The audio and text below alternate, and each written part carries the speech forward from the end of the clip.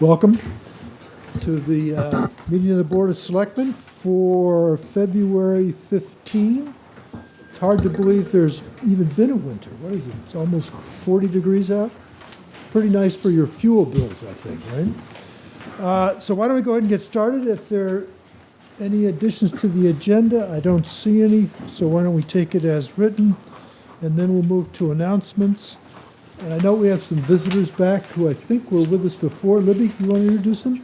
Sure. Thank you. We've got a representative from the Army Corps, and there is a project that we were updated about over the summer nationwide for formerly used defense sites, which we have one on Nantucket, Tom Nevers, and they are going to be doing some upcoming work, and Carol Charette is going to describe it for us, and I think there's a PowerPoint.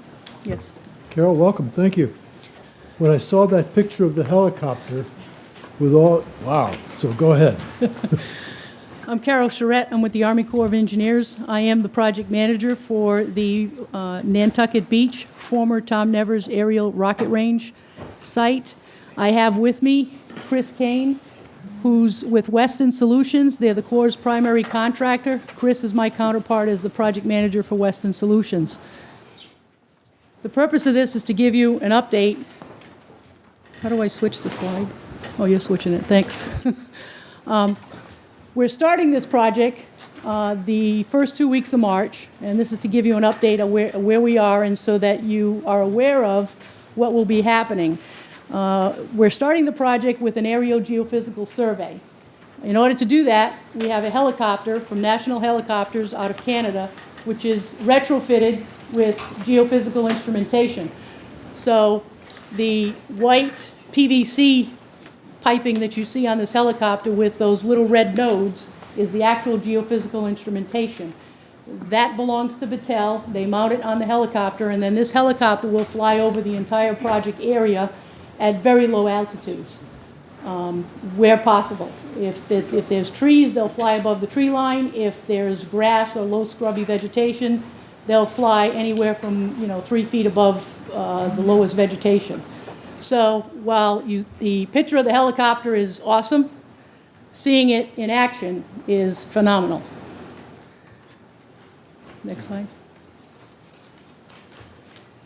This is a picture of the proposed flight pattern that the helicopter will be flying. If you notice, there's a very light pink line. This is the beach area. The helicopter will fly that area first. The second area they will fly is Milestone Road, this tan area in the upper portion of the photo. And then they will also fly this entire area in this direction where with the arrows pointing towards the ocean. These areas here that are dark blue with yellow margins, those are areas where there are buildings, and there's a 300-foot buffer zone where the helicopter will not fly within those areas. It's a safety zone. Now, this orange border is what we call the munition response site boundary. There are 2 projects in this entire area. This whole area is what we call MRS2, munitions response site. And then there's this little circular area, which is MRS1. This little circular area was a former burial pit. This entire area was an aerial rocket range, and these were the 3 proposed these were the actual locations of the 3 targets. There's 1, 2, and 3. So the purpose of this project is trying to determine and define the aerial extent of where potential munitions may still remain buried, or on the beach or in the ocean. Next slide, please. This is the same area. What this shows is the roads potentially impacted during the aerial flyover. We are working with the state and local police with regard to, in some instances, these roads will have to be intermittently closed for 5, 10, maybe 15 minutes as the helicopter is flying over, because we can't have anybody in these areas traversing either by vehicle, bike, or pedestrian traffic because the helicopter flies so low. So it's a safety issue where, there'll be road signs warning, members that, the road will be closed during certain durations. And when as the helicopter does its flyover, the traffic will be allowed to traverse, go on its way, and then it'll be closed intermittently again, probably 5, 10, 15-minute intervals. Now, the entire area will not be closed off at one time. Take like in this area here, for anyone on Wigwam Road, you know, Russell Way may be closed to go exit onto Milestone Road, but this area to go exiting out this way through Tom Nevers is an alternate exit route. So where possible, there'll be an alternate means of egress to get to and from the area. And again, it'll only be closed for short periods of time where the traffic will be stopped. And then as the helicopter flies and is out of the way, traffic will be allowed to proceed, and then it'll be stopped again. So this is just, you know, we're trying to warn folks ahead of time that this is happening. And again, we've been coordinating with the local police. We don't have a firmed up schedule to say that on the 5th of March or the 6th of March, this road will be closed because the helicopter will be able to fly. The problem is we've got a 2-week window to fly this helicopter. It is all dependent on weather, wind speed, wind direction, rain, fog. We may plan to fly on the 5th or 6th of March. We may not be able to fly because of weather conditions. So again, it'll be, you know, on a daily basis, we'll have to give an update as to where we are with regard to the flying as well as, you know, the closure of the roads. What this shows is 1 through 6 is proposed sign locations. Because this is a formerly used defense site, we have developed signage to inform the public of the fact that this site has been used historically during World War II as a formerly used defense site, an aerial target range, and what to do in the event that they do come across anything that may be suspected munitions. Normally, you do the 3 R's. You report it. You recognize that, number one, it may be a potential munition item that could be dangerous. You leave the area, you retreat without touching the item, note its location, and then report it by calling 911. So that's what we call the 3 R's. The other thing on this slide is this location here where the sign number 4 is going to go is also a way that we will access the beach because it's fairly level to get onto the beach with a trailer. And then there's another area over here that's not marked on this map that will also be an area to access the beach for our dive operations. Next slide, please. This explains the land-based geophysics. Once we do the aerial flyover, it will tell us potentially where there are buried metallic objects. We don't know if that's just cultural debris or if it's actual munition item.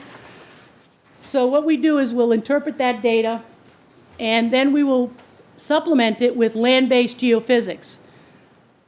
We will have to do some clearing of vegetation, which will be coordinated with each landowner as to the number, location, and area to be cleared of vegetation. We will then use geophysics to go over the land to do transects and grids. Transects could be anywhere from 6.5 feet wide to 100 feet long or longer.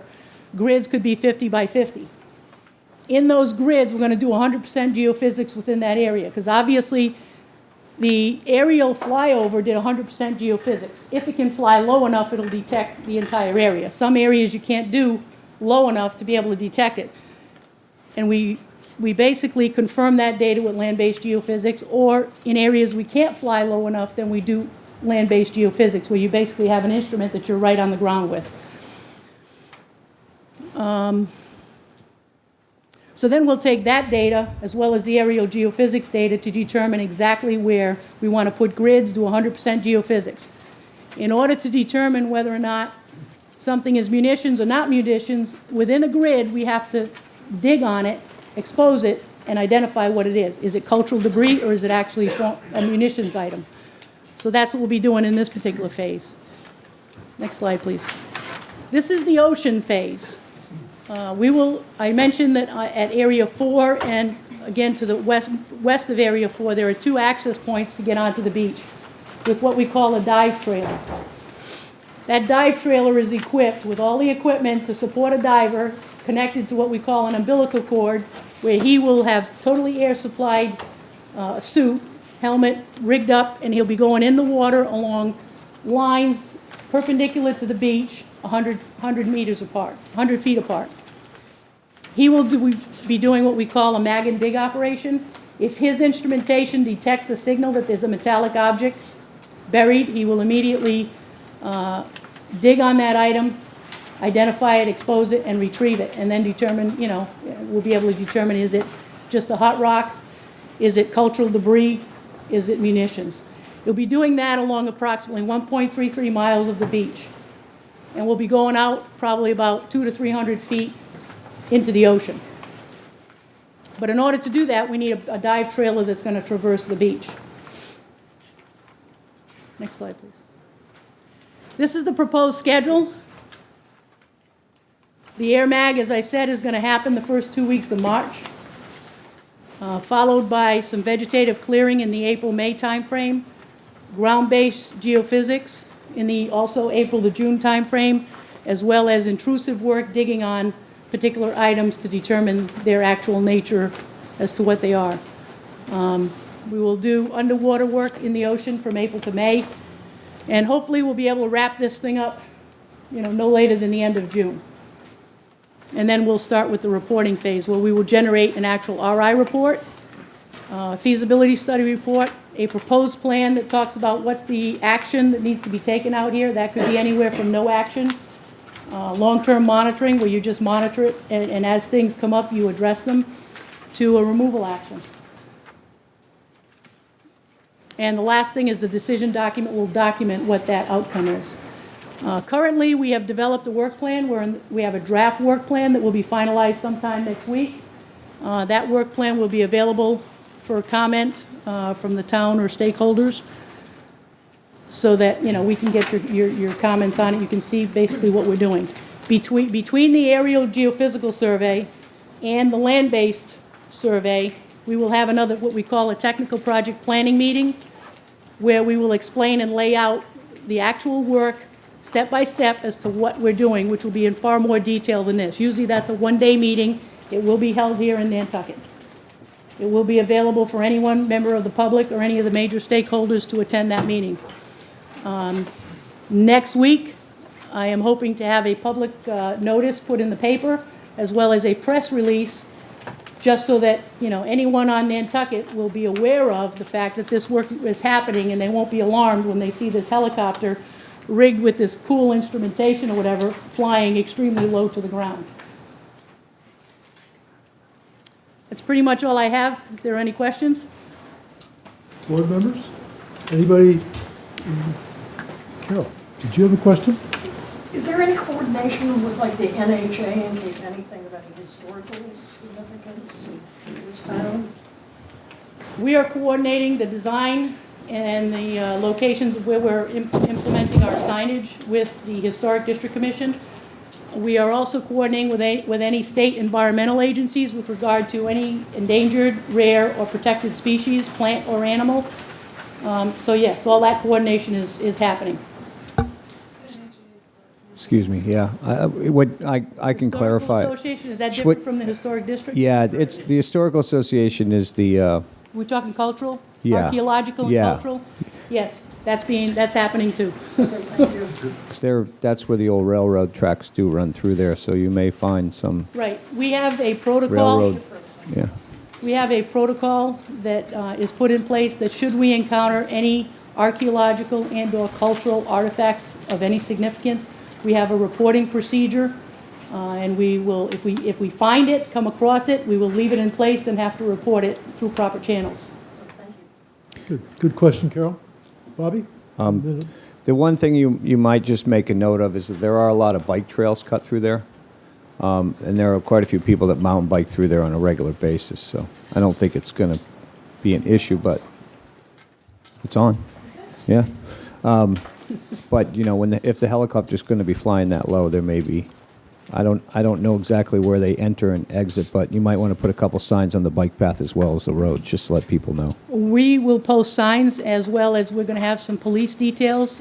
Chris and I drove as many of the roads that we could identify today to determine exactly how many people we need, to post them at specific strategic locations to make sure that no one enters into the area that the helicopter's flying in. Because as soon as we spot somebody on foot, bike, in a car, we have to stop operations until we clear the area. So that's very important. Get them before they come in, right? Whitey? Two questions. Were they using live ammunition back then? Not to my knowledge. They were supposed to have been using practice rounds. But practice rounds, in order so that the pilot could tell where his round hit the ground, they have spotting charges. So a spotting charge is a small amount of explosives that is in the, the cone of the munitions, and in some cases, those possibly didn't detonate when it hit the ground as they were supposed to. So even a practice round can have live spotting charges.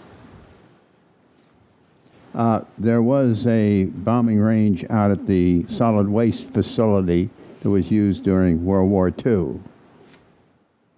Are you going to cover that one? That's here on Nantucket at Yes, the ma'am. waste operations. I remember seeing the planes come over and drop. I think they're Navy, though. That's not part of this project. I will have to go back to the program managers and see if that is a project that is listed in the inventory. I know they've got a fenced-off area that said that's unexploded naval ordnance out there, and I think it's been cleared, but I was just wondering whether you all had considered that. I haven't, but it doesn't mean that it's not on the inventory, or if it's been cleared, it's not a completed project that I'm unaware of. Maybe it'll be a future project. How, when the helicopter makes his passes, how far apart does he have to make his passes? He usually he overlaps them, just to make sure he's got 100% coverage. So it's how much, I guess my question is how much can he cover in one? The wingspan of the geophysical array is 30 feet, So he's going to go in 30-foot passes back and forth. So with some overlap. So this will take more than just a day or two. It's going to be probably a week, We've 10 days of projected flying? At least 2 weeks, Yeah, with some downtime. right, So, yes, yeah. it will take a little while. Okay. You all set then? Great. There's a Oh, question over there. I'm sorry, was there one over here? Richard, sorry. Mr. Cooper, I'm a new guy. you're If an a, item is- if an item is- you're a returning guy. If an item is located and deemed necessary to be removed, how is that going to be handled? Well, if an item is just munitions debris or cultural debris, it can be just easily transported. There's nothing no live energetic material in it. So we basically collect that and we store it in what we call a storage container for disposition at a later time. If an item is found if we can't determine whether or not there's still a spotting charge intact, what the divers do is they use a shape charge in order to just perforate the item. And based on that, they can then tell, based on the ignition, whether or not there was any contribution in addition to the shape charge exploding. So if it's a bigger boom than what the shape charge should have been, then they say, gee, there was something live in there. And What then about on land? same thing on land. It will be, most things, if they're safe to move, we move them. If they're not safe to be moved and you can't determine what is in them, then you blow them in place. Phil? This is just a curiosity. Since I suspect we aren't responsible for any money, but what's the approximate budget for this? The approximate cost is 2.2 million? 2.3 million. Okay. Anything else? Carol, thank you very much. Appreciate you. your being here, and we'll all be alert. I think when that thing starts flying, we'll see it. All right, Libby, one more announcement? Thank you, Mr. Chairman. Just that town offices are closed next Monday, this coming Monday, February 20th, in observance of President's Day. We'll also have an announcement next week. We do not have a selectmen's meeting on February 29th, Wednesday, just so people know. But happy birthday, Carol. Right, we might have just a special memento or something, I mean, We'll have a silence on our own about Carol's birthday. All right, next item on our agenda is public comment. Would anybody like to address the board? Mr. Halsted, Peter.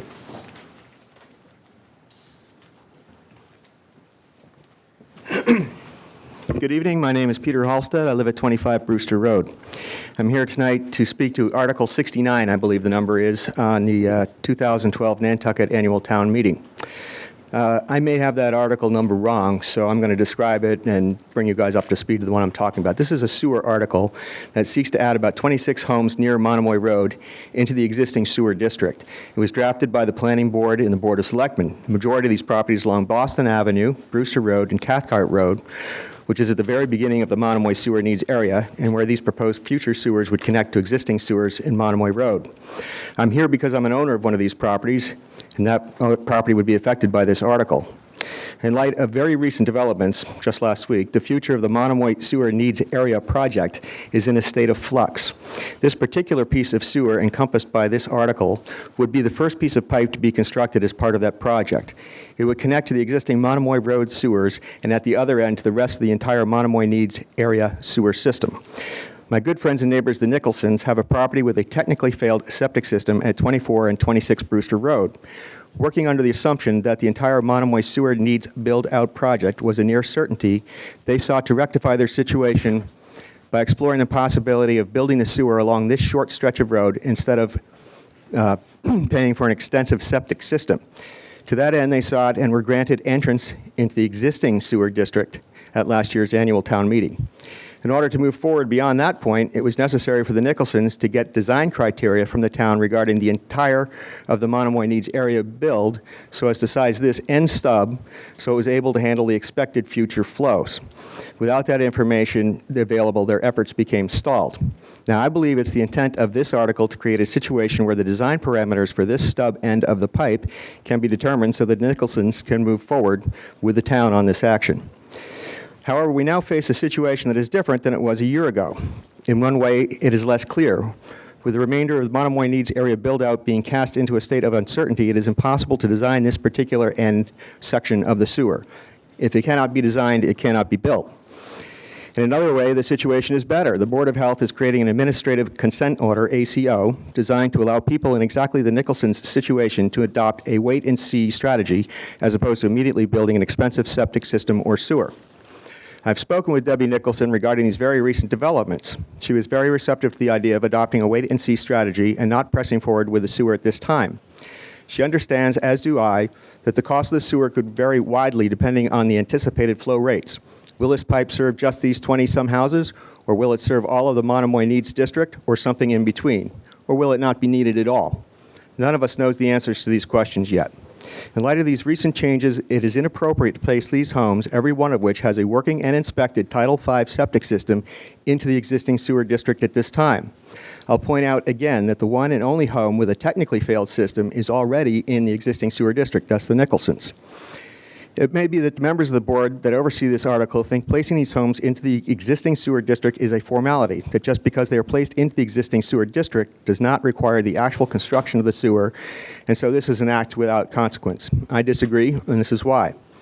Placing these homes into the existing sewer district changes their classification. They can become part of a subset of homes which are in the existing sewer district, but where there are no sewers constructed. Actions that might be appropriate for those homes now would affect these homes. Second, placing them into the existing sewer district takes them out of the Monomoy Needs area. We do not know what the future of the Monomoy Needs area will be. What designs should there be? How will they be paid for, and so forth? Clearly, this piece of pipe, which is going to be connected to the larger system of sewers, should be considered as part of that larger project. Thirdly, in the event that a larger system of sewers becomes unnecessary, and so too this stub end, the lots will still be in the existing sewer district. You cannot easily pull them back out. This opens up the possibility that a wealthy investor or speculator could come in, buy one or more of these lots, and by funding the sewer construction himself, he would alter the developability of his lot. But he would also alter the developability of any lots his sewer passed by. This could alter the character and fabric of our neighborhood, and the potential to do so would persist into the indefinite future since the lots would not be pulled back out of the existing sewer district. I therefore ask that the Board of Selectmen consider withdrawing this article from this year's annual town meeting warrant, and when the time comes that we have a clear picture of the Monomoy Sewer Needs project under the updated CWMP, we can determine definitively the design criteria for this piece of sewer. We can revisit the issue. And just to be on the side of full disclosure, I made a similar request last night at the Finance Committee, and they recommended that we perhaps schedule a time to have some further discussion on this. Thank you very much for your time. Peter, thank you. A lot of issues to for us to consider, and we'll see how we go on that one. Anybody else with a public comment for this evening? No. All right, so we'll move on to new business. I'm not aware of any. No new business. And the next item on our agenda, the next section, is the minutes, warrants, and pending contracts. And the first item is approval of the minutes for November 2nd. If there's no objection, they'll be approved. And the next item is the payroll warrant for the week ending 12 February. If there's no objection, that will be approved. And then we have a treasury warrant for 15 February. Also no objection, and we'll approve that. And pending contracts, and we'll turn to the town manager to review the pending contracts. Libby? Thank you, Mr. Chairman. We have 4 tonight. One is the first one is a construction contract with Paul Koshik for $24,650. This is for the renovation of a bathroom at the 38 Westchester building. That's employee housing. The source of funding is Article 10 from this past town meeting, 2011 annual town meeting. We have a contract amendment with Cape Cod Audio. This is with police, $4,700. Installation of microphone system in this building. I believe, if the chief can correct me or confirm, this is for the training room for the television coverage. Thirdly, we have a maintenance contract. It's a annual software maintenance agreement for the GIS department with ESRI Inc. It's for $11,842, and that's an annual budgetary item. Lastly, we have a grant application with police with the State 911 Department for $27,279, and this is going towards an emergency communications center support and incentive grant. There are no matching funds from the town, and we'd be receiving the funding. Great. Board members, any questions or comments? Maybe just 2 observations. The first one is a local contractor. Yes. So we always Thank you. like to Yep. recognize that the town likes opportunities for our local folks to partake in some of our contracts.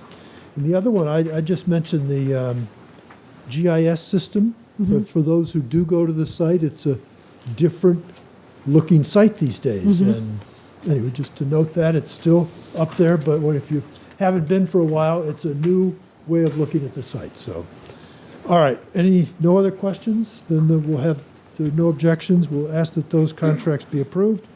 And moving on to citizen departmental requests, we start out with a request for a curb cut approval at, where are we here, 69 Easton Street, resulting in the elimination of one on-street parking place. Would anybody want to address this? I think this has been through the Traffic Safety Committee and is recommended to move forward. Board members, I don't know if we need a discussion, if we're all set at our level, and we would, Libby, need a motion to approve? Yes, because you have a policy that calls for board approval if there are any parking spaces being eliminated as a result of a curb cut. So if there are no questions, I think this looks pretty straightforward. Is there a recommendation or a motion? Second. And second, any further discussion? All in favor, please say aye. Aye. So we'll approve that curb cut. The next item is the treasurer. We have a request for approval of some maturing bond and anticipation notes. I assume we're rolling them over. And I do see the town treasurer.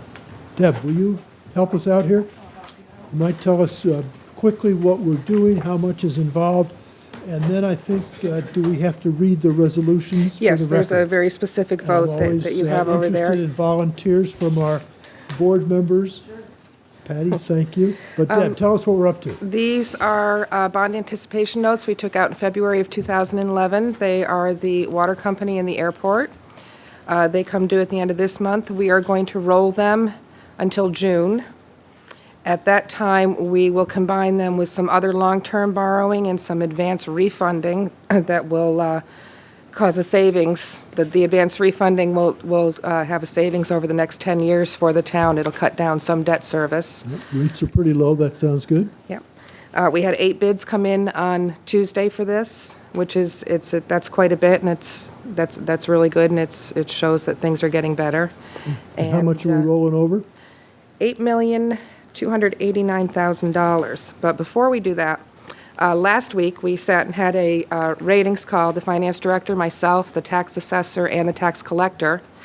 Last Tuesday we got the report in on Friday. and they have given our bond anticipation notes a rating of a MIG-1, which is the highest you can get on bond anticipation notes, and they've reaffirmed our credit rating of AA2 for our long-term bonding, so we're in really good standing. We all appreciate that, and we're glad to hear that. So we have two resolutions. The first one, I guess we'll get to the next one for the land bank next. Patty, if you might want to read the motion so we can get through this. Thank you. Vote to approve the sale of the $8,289,000, 1% general obligation bond anticipation notes of the town dated February 24, 2012, and payable June 8, 2012 to Bank of America Merrill Lynch at par and accrued interest plus the premium of $20,308.05. Further vote that in connection with the marketing and sale of the notes, preparation and distribution of a notice of sale and preliminary official statement dated February 8, 2012, and a final official statement dated February 14, 2012, each in such a form as may be approved by the town treasurer, be it hereby are ratified, confirmed, approved, and adopted. Further vote that the town treasurer and the board of selectmen be and hereby are authorized to execute and deliver a significant advance disclosure undertaking in compliance with SEC Rule 15C2-12 in such form as may be approved by bond counsel to the town, which undertaking shall be incorporated by reference in the notes for the benefit of the holders of the notes from time to time. Further vote that we authorize and direct the treasurer to establish post-insurance issuance, federal tax compliance procedures in such form as the treasurer and bond counsel deem sufficient, or if such procedures are currently in place, review and update said procedures in order to monitor and maintain tax-exempt status of the notes, thank you, and any other tax-exempt bonds and notes to be issued by the town from time to time. Further vote that each member of the Board of Selectmen, the Assistant Town Clerk, and the Town Treasurer be and hereby are authorized to take any and all such actions and execute and deliver such certificates, receipts, or other documents as may be determined by them or any of them to be necessary or convenient to carry into effect the provisions of the foregoing votes. Is there a second? Second. Further discussion? All in favor, say aye. Aye. Patty, thank you very much. Deb, you got it? Got it. All right. So thank you again for that, and we're moving on then to the next item is the Nantucket Island Land Bank. And again, we have a situation related to refinancing. And Eric, are you going to take us through this and tell us what we're up to? Thank you, Mr. Chairman. Eric Savetsky with the Nantucket Land Bank. Back in 2007, the town pledged its full faith and credit backing to a land bank borrowing of up to $35 million, which allows the land bank to borrow at a better rate than it could on its own. We've drawn down all but $6.75 million of those borrowing funds available under the town's backing. And now at this point, we're looking to borrow the final amount, the 6.75 or 725 million, in order to acquire a good bit of that, or all of that used, and additional funds to acquire the Sconset Golf Course. And it's a joint project with the Sconset Trust, who will be acquiring the remainder of the Coffin Estate property out there in Sconset. So this is this is a final authorization for that remainder $6.725 million, which had been approved by town meeting in So 2007. we're pledging the full faith and credit of all our tax-paying citizens to support the land bank borrowing here. That's And correct. The board has to approve that action. Do we have to read this as we did the last one?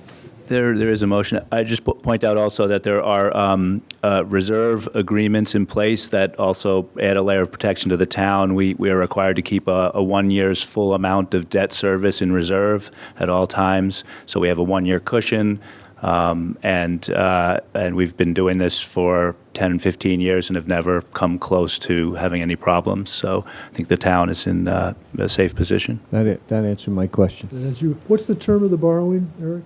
It's a 20-year bonds, and the average rate on those that just went to market was 2.17% for 20 years.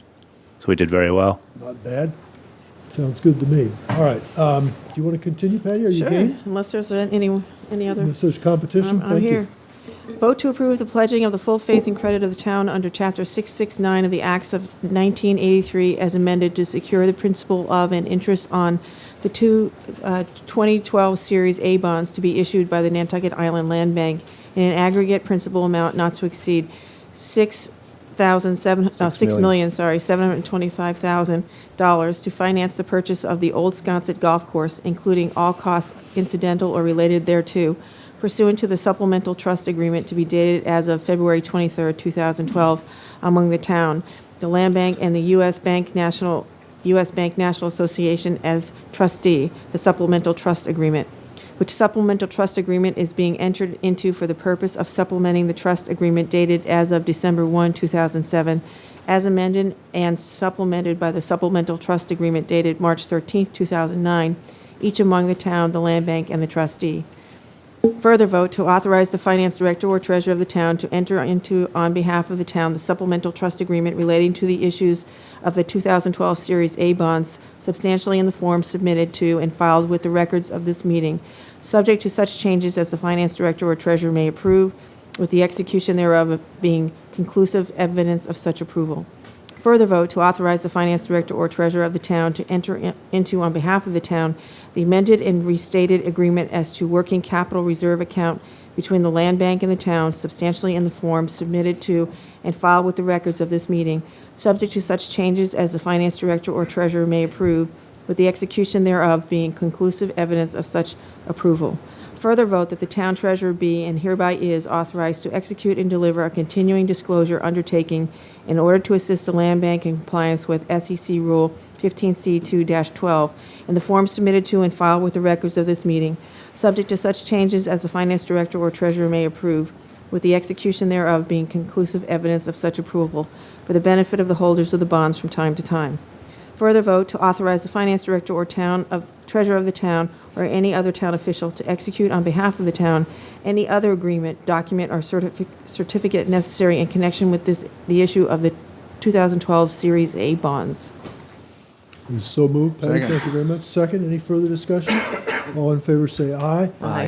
Just as a reminder for us all, the Land Bank is the source of repayment of the bonds, not the town. We're just supplying our guarantee in case there aren't sufficient funds, so.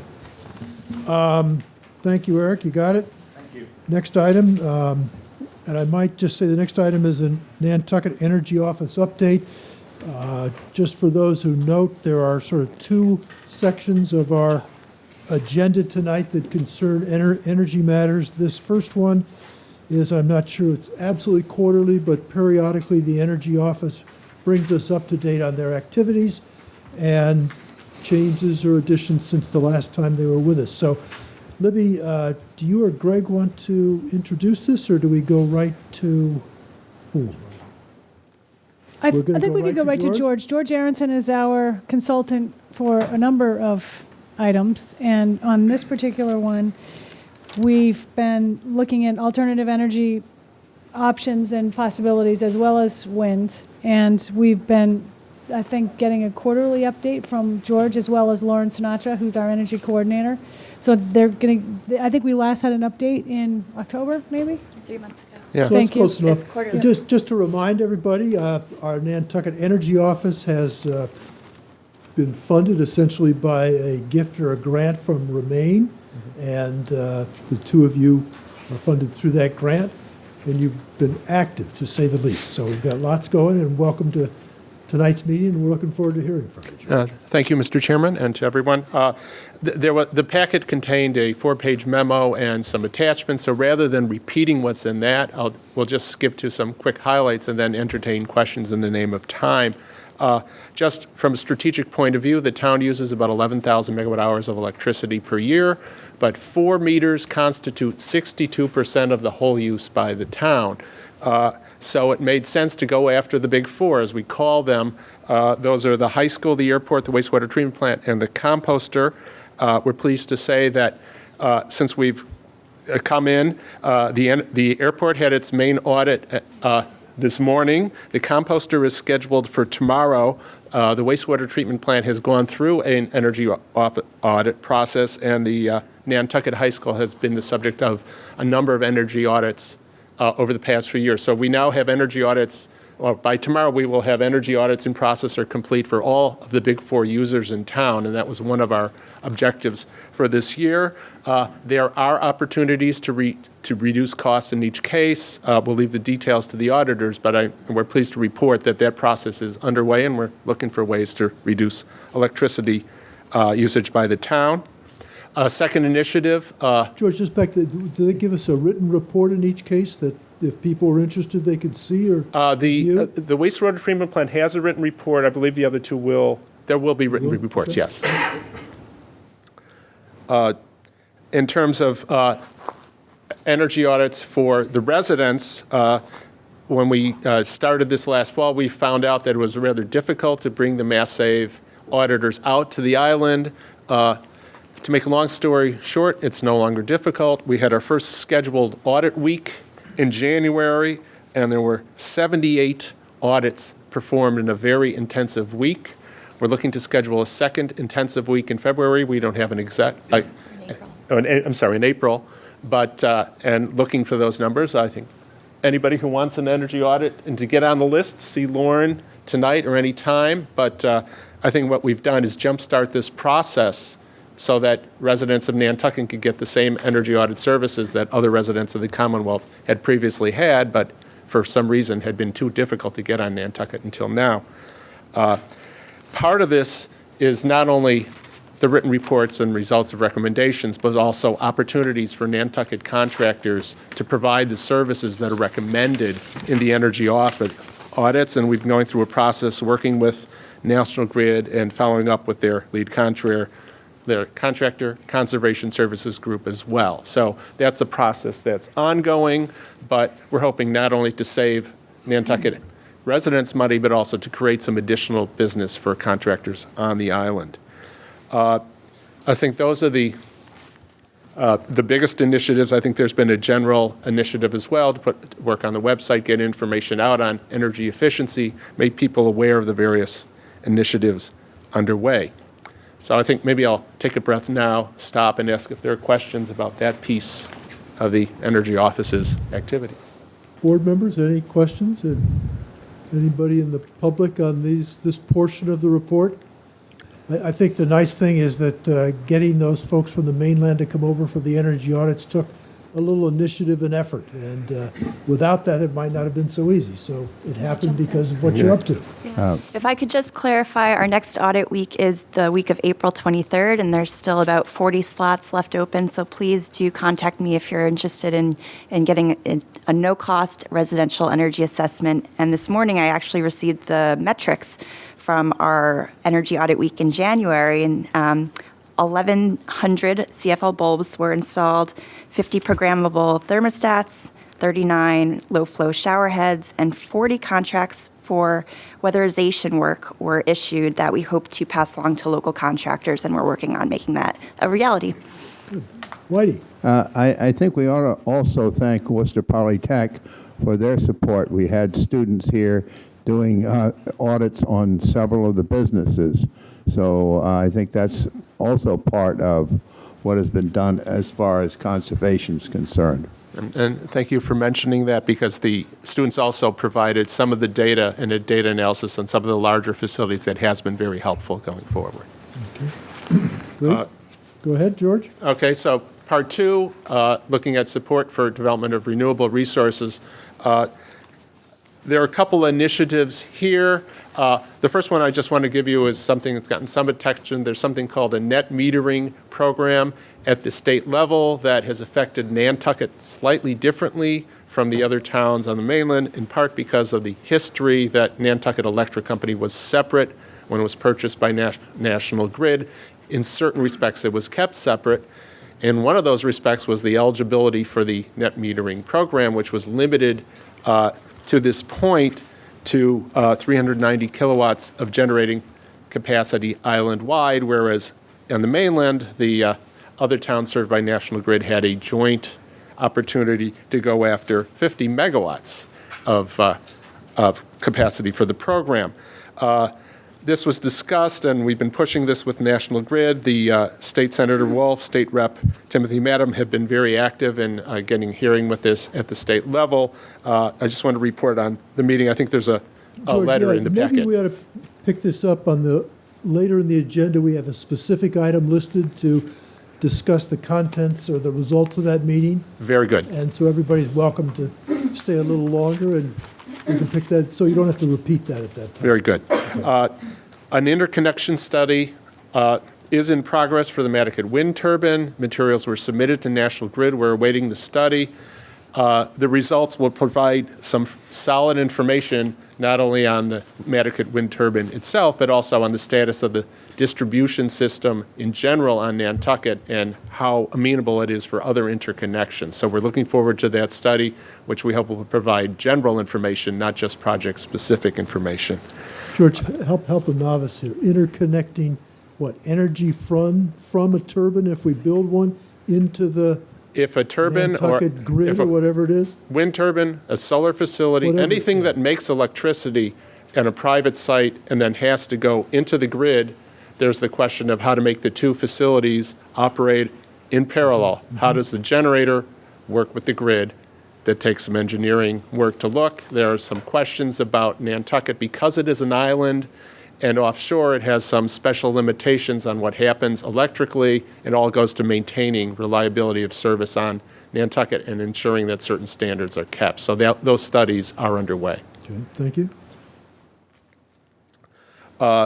The town purchases electricity not from National Grid, which delivers the electricity, but from third-party suppliers and at a discount off the National Grid price. The contracts to purchase that had been, I believe, 3-year contracts from an independent party, Constellation Energy Commodities Group, expired in December 2011. There are some questions as to the best terms on which those contracts could be renewed, and the Energy Office worked with the town procurement officer, Diane O'Neill, to get bids for electric commodity supply and look also at the terms and conditions under which they were provided and the terms. It turned out that a 1-year contract was significantly less expensive than the 2 and the 3 and the 5-year contracts offered by the bidders. For some reason, the commodity suppliers who responded to the town's request feel that prices would be going up in future years and gave price structures that reflected that. After some discussion, it decided that the town would be better off with the shorter-term contract and to see what happens in the market next December and not necessarily lock into a higher contract for a longer term. So that's what the town did, and the town will be saving some money on its electric bill because of that. Does that serve all town buildings? I Or how believe does it serves all 67 meters that are in the town's name. Including the school or just the school, airport, water company? Yes, the If we know school, the airport, offhand? I believe so. I think there are 10 different groups of facilities that are covered by the contract. Thanks. I'll go on. The public electric vehicle charging station, maybe I should let Lauren pick this one up. Working jointly with the planning department, we assisted in the permitting process of public electrical vehicle charging stations. 6 were awarded from the Mass DOER, and hopefully will be installed in the next maybe 3 to 5 months in the town annex building, the high school, and the airport. So we're not going to be involved in the procurement, but once they're installed, we're going to assist with the PR and public engagement and education. And we should note that one of our members up here, is your car chargeable by these, Whitey? No, I use good old-fashioned gasoline. Oh, I thought that little tiny car wasn't electric. Damn. All right, gotcha. Okay. There's no place to charge it right now. George, back to you. Okay, on solar photovoltaic electric generator projects, in the past year, there were 4 projects that were pursued at various lengths by various agencies of the town. They've all been deferred for various different reasons. There was a project at the airport. On further inspection, it turned out that the site that had been designated for procurement actually had significant endangered species associated with it, that the studies would probably take a year or 2. And in fact run into the hundreds of thousands of dollars. There are other complications with the airport that I don't need to explain to you, so for various reasons, that particular project has been deferred. In our discussions with the Airport Commission, they're looking at their options for solar going forward. One of the options that was discussed was, in fact, is there some way to put solar on a canopy over the employee or the public parking lot? And so we're trying to look for creative options to see if there's a way to develop solar at the airport. But for right now, the sites that we had hoped to develop turned out to be more expensive to develop than had been originally considered. A similar issue arose at the wastewater treatment plant. If you look at the infiltration beds where the project had originally been proposed, and we spent some time working with the town's engineer of record, Woodard and Curran, on this. There are some engineering issues in terms of how to put panels in place. They'd have to be in canopies suspended over the infiltration beds. And then there are questions about the structural integrity of the sides of the beds themselves and whether pillars to hold the beds could actually be placed there. I should also add that some of the other area is subject to conservation restriction and dune restrictions, and when you start looking area by area over the whole wastewater treatment plant, the only place that solar might be put would be the place that's being considered for further expansion of the infiltration beds should the capacity of that plant need to be increased. Given that, and given that there's a comprehensive wastewater management plan about to be commenced by the engineer, it just made a lot more sense to look and see what the long-term plan would hold in terms of the need for that additional capacity and whether that area should be reserved or not before using it for another purpose. And I think that's the basis for that particular deferral.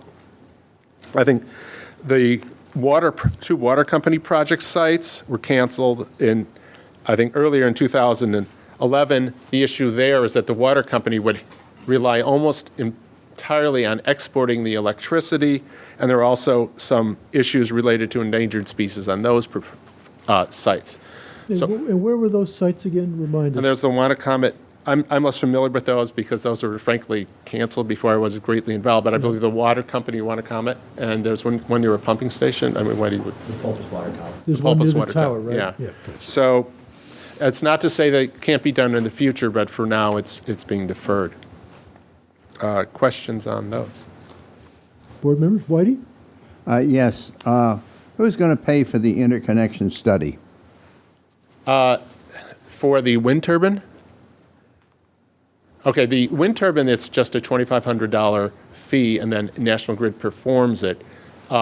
They will come back with the next level. If additional study is required, that would be a cost to the town. Submit to Mass East. So 25 out of the grant from the state or comes out of the town? Well, the $2,500 was part of what is the reimbursement from the state. If you then bring the PV solar online, what happens then as far as the cost is concerned? Well, one of the issues, and this is something that we're hoping the first round of interconnection study will tell us, the lowest load on Nantucket is about 10 megawatts, which means that, and the cable is set up, the undersea cable is set up to bring that power from Cape Cod to Nantucket, but not to allow power to flow the other way.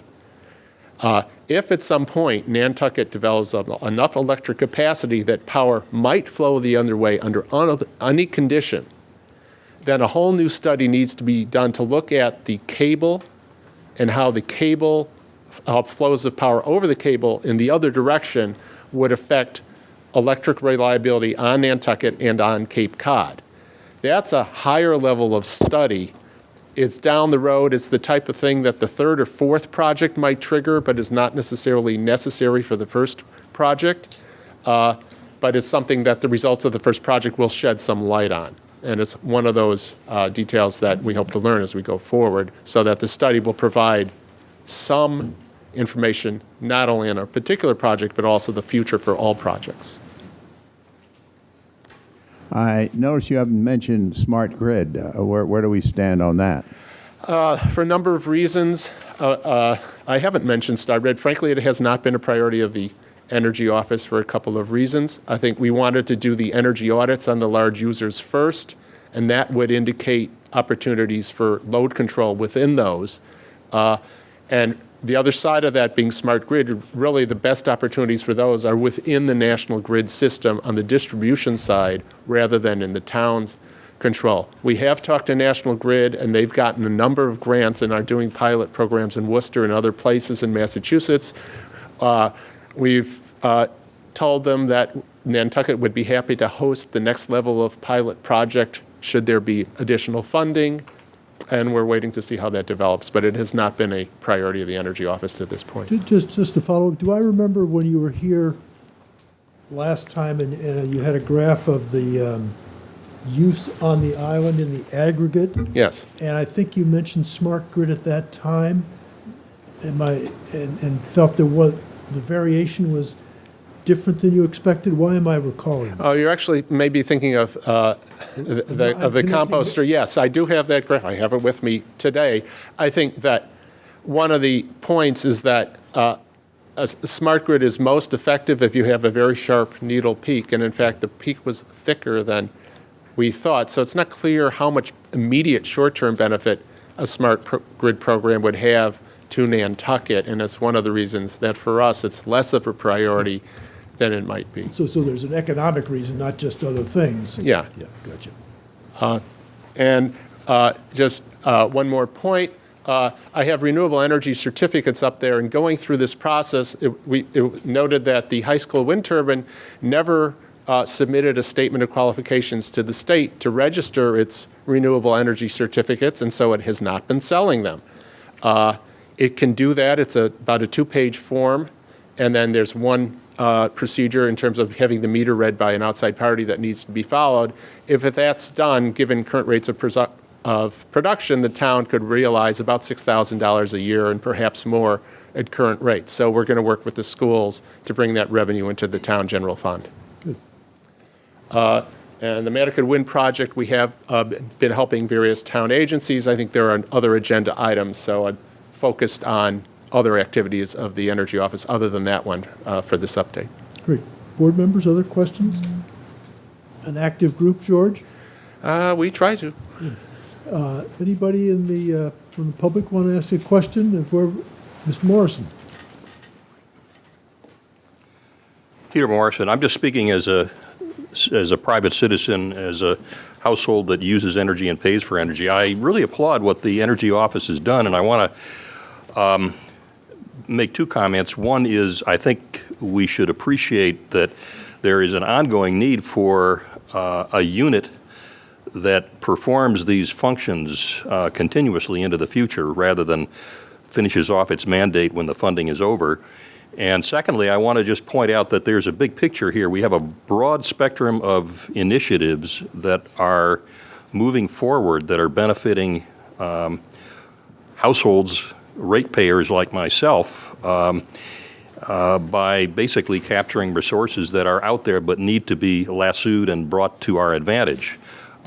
We have a process underway in which households are now being inspected at National Grid's expense, paid for by nickels and dimes that we all pay on our monthly bill. And we're being equipped with compact fluorescent light bulbs, energy-saving thermostats, all at their expense. So a lot of this is going on with the other guy's money. And I really applaud what's being done, and I also think we should keep our eye on the annual free consulting that we get from the WPI students who deliver to us another valuable product, which is the equivalent of a $20,000 free consulting study, which tells us what we ought to be thinking about doing next. So I applaud what's going on, and I hope we can continue it. Peter, thank you. Anybody else? All right, we have a tape change. Thank you. So we'll do that.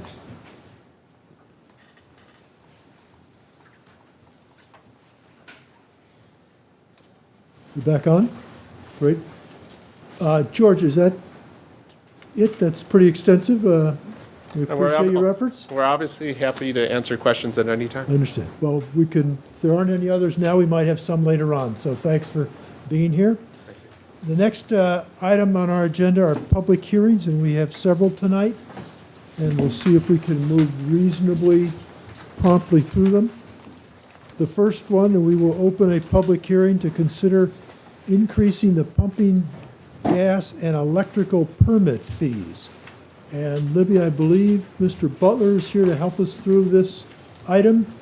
And Yeah. then we'll see if there are any comments from the public. Steve's got a couple of slides, and just to give the board a bit of a background, Steve and I and Richard and some others attended a Builders Association meeting back in November, and one of the concerns was when there's a need for inspections, wiring and plumbing, with the reduction in hours of the inspectors, is there a way to fund some kind of an increase? So what we came up with was the mechanism to increase the plumbing and wiring fees by particular amounts. That increased amount would go into a revolving fund, which would be approved at this coming town meeting. And then when there are sufficient funds in that fund, and we reach a point that triggers the need for additional inspections, we could then use that fund to pay for the increase in hours. So we met again today with some representatives from the Builders Association. They seemed generally supportive of that idea and the fee increases. So Steve will take us through, and then I guess we can answer any questions that you all or the public might have. Steve, welcome. Thank you. Good evening. As you can see, the slides, building activity obviously went down. We all know that. It's starting to come up again. The number of inspections are starting to go up again. And we identified a period of time of probably about 3 months that would have to raise the monies for. And so I projected, based on the actual number of inspections, actual number of permits for the first quarter, and took that through the year and for FY13, and came up with and based on the salaries of the 2 inspectors, the monies that we needed to raise to achieve that level of funding. And it's basically, because the monies are going to be directed into a separate account, proposing to raise just the base fee of the plumbing, because it gets a little complicated when you start dealing with just with raising the base fee and the fixtures. So we want to go up to $60 on the base fee for the residential, and to $72 for the commercial, and leave the per fixture cost the same. On the electrical permits, the fee structure is a little bit different, so we increased it uniformly throughout the fee schedule, and those are the projected fees there. I did a little cost analysis, a comparison between the different communities. Took a 5-bedroom house, 5.5 baths, about 4,800 square feet, that the contractor said would cost $500,000 to build, and compared our building fees, our wiring fees, plumbing and gas fees to those of 5 other communities. And we're in the range. We're a little cheaper than some communities and a little bit more expensive than others. But the amount of increase that we're looking for the plumbing and wiring inspectors is pretty modest. It hopefully will take some of the edge off the need for the additional inspections during the peak period of time. Questions, board members? I mean, it seems like a very creative solution to a problem, and hopefully keeps the inspections being responded to promptly, and so everybody continues to move through their contracts. That's the idea. It's an important part of the economy, and we hope to keep it going. I understand. So that's why this does. So, Bobby? I just have a couple of quick questions, Steve. Have you considered having some type of, I don't know how I want to word this, if somebody wants to get an inspection quickly, like a surcharge fee, like when you apply for a passport, for example, you can do a rush fee and you can pay more to cover the overtime for the guys coming in to do it on their... That's a little difficult. There is only, in all the fees, the communities that I went through, there's only one town that does it. I haven't had an opportunity to talk to the inspectors there to see how it works. There's no way to project that cost, and I don't know how that would work into the mechanics of the funding. But I think we might be in a situation where we'd have a lot of emergencies, and we have a 2-hour minimum callback as it is, and we'd have to set the fees appropriately. I think it would be very problematic to do it. I think we should try this first and see what happens. Yeah, I just, it's you know, an interesting idea. my thought was you put a pretty high price tag on it so that guys won't do it just to get an inspection. But if they really want the inspection, let them pay for it, that kind of thing. Right. You know? I'm not saying, raise it $10. I'm, Right, like the penalty's 4 times the fee. If you want an inspection in 24 hours, make it 4 times the fee if they wanted to pay it. That would be approximately $200 for, if you took the base fee. That's what it would be. I believe Falmouth is the only one, and I think it's about $150. But with the 2-hour minimum callback as it is, we could certainly take a look at it. Yeah, it's just And something we've to think talked about. about it. Yeah. But Yeah, it sounds like you got to figure out what it costs you, and you have to set the fee to Correct. make it work. And then there's a question of sort of cutting line, and how many of those happen, and the other folks then have to wait, or what happens. So there are a lot of issues. Well, we have had a couple instances where there have been actual emergencies for the electrical inspector when there has been callback. Right. So it's not totally unprecedented. Right. And then I have Bobby, one go more ahead. quick question. I'm just curious, going through the fee structures here, there's a charge under the commercial electrical, or plumbing, excuse me, for takeover a permit, but it's not anywhere else I see anywhere in there. I'm just curious why that's there, and it's not, through the whole thing. I think that's a function of just the way the chart is set up. I kind of copied the existing fee. I think that probably needs to be in a separate category.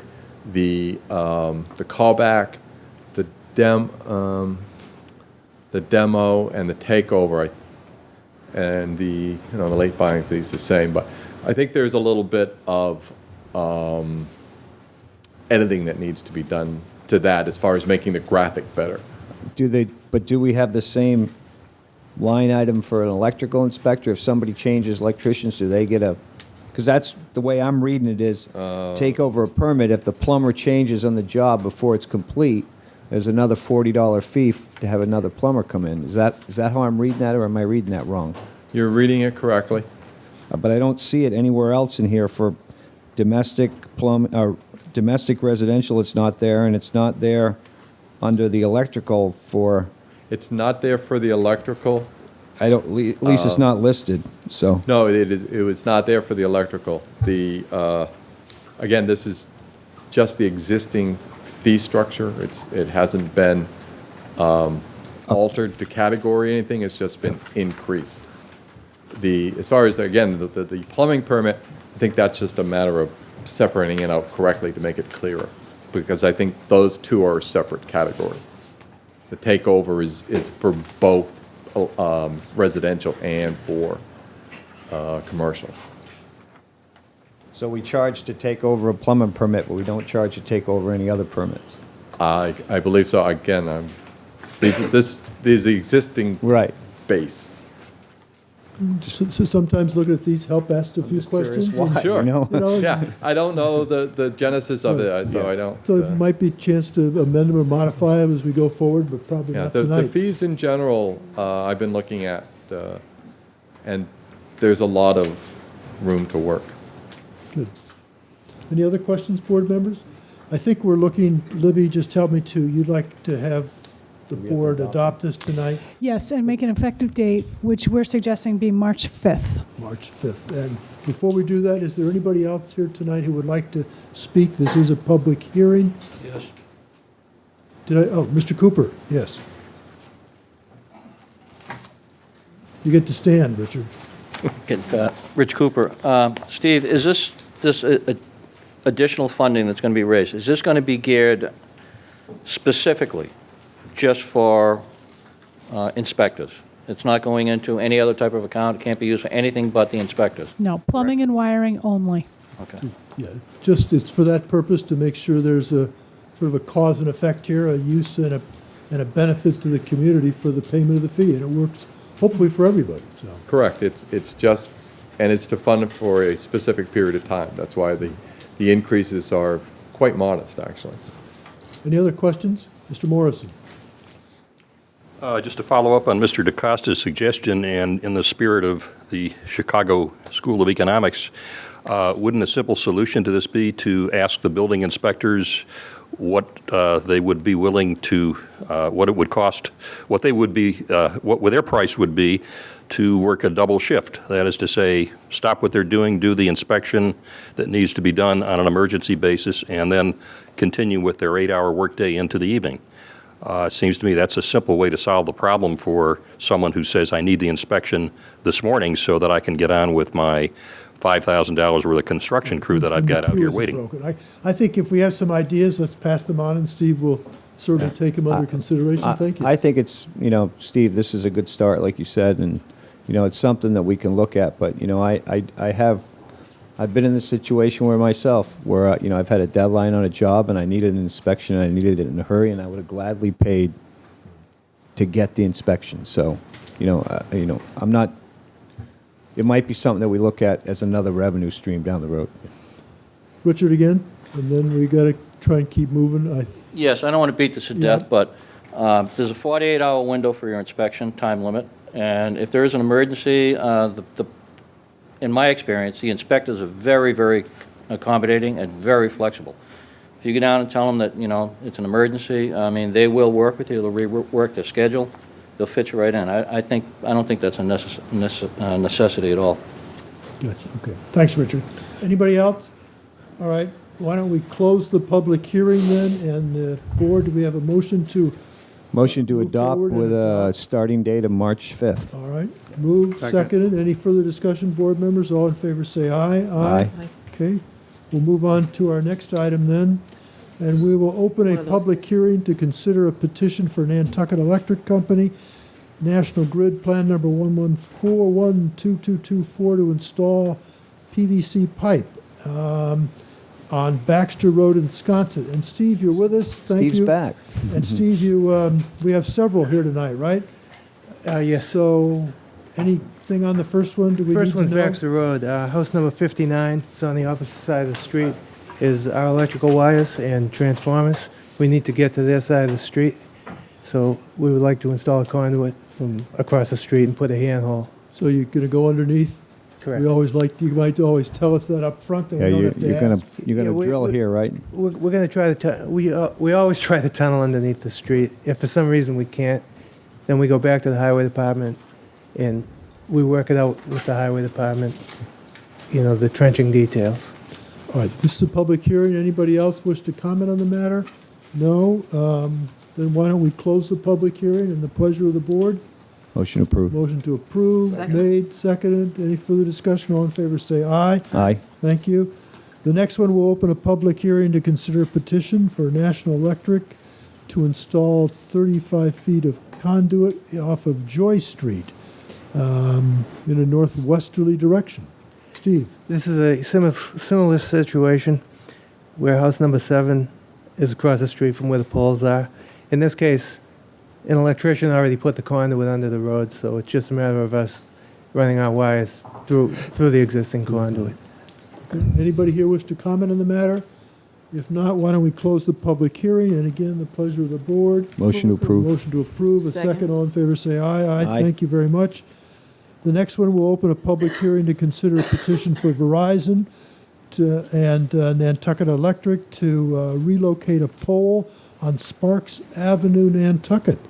This is right in the center of all the action here. So, Steve, what's this one? Okay, this one, Verizon should be here to explain. Verizon's here? Verizon is here. Yes, thank you. This is a request, I believe, by the town for some safety concerns to place a new pole. My name is Gary Farenkoff, and the new pole would be the pole 1/2, proposed location on Millstone Lane, and then moving the existing pole to 15 feet to the west.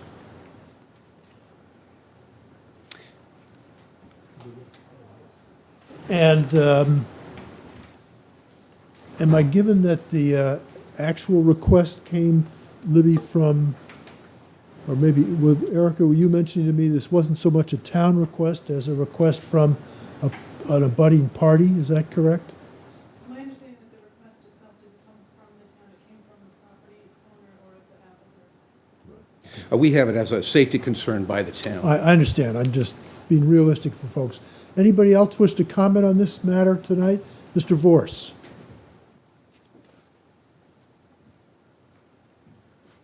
Mr. Chairman, Andrew Vorse, Director of Planning. I'd just like to clarify that the Planning Board asked the applicant to move the pole out of their parking lot. Gotcha. Planning Board, as part of its special permit granting authority under the town of Nantucket, requested that the pole be relocated out from the middle of a parking lot so it would function.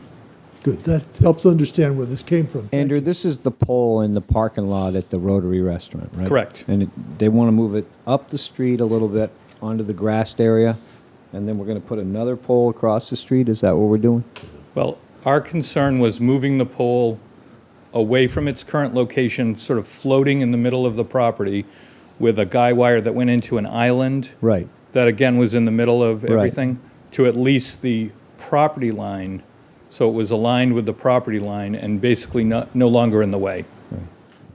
I'm just trying to, it's So if we hard. move to the property line, then the property where the pole is still has somewhat the burden of the pole on their property, not going onto someone else's property. Right, it's now it also was located outside of the road right-of-way, and now it's going to be located within the road right-of-way with the guy wire that's sort of aligned with the property line, so it's not, again, in the way and a potential hazard. So we're,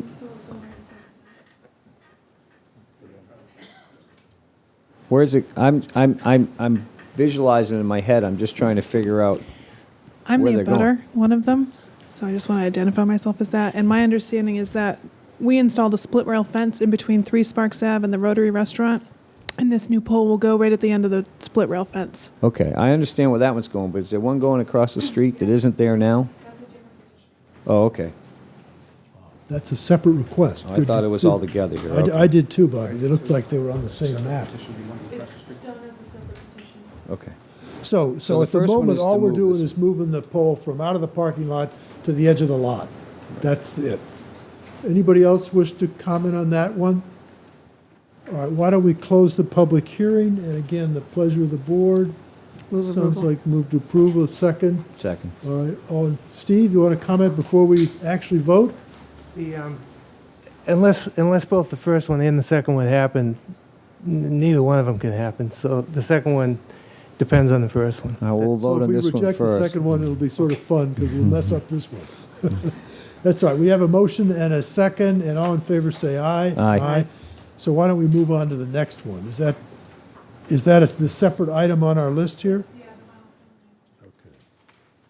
So the next time, we'll open a public hearing to consider a petition for Verizon and Nantucket Electric to locate a new pole, number 222 and a half on Milestone Lane, Nantucket.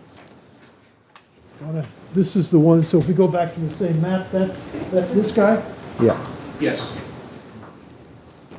So I think we understand it's related to the other one. Is there anybody else who wishes to comment? Steve, and then I'll come to you, Ken, in just 1 minute.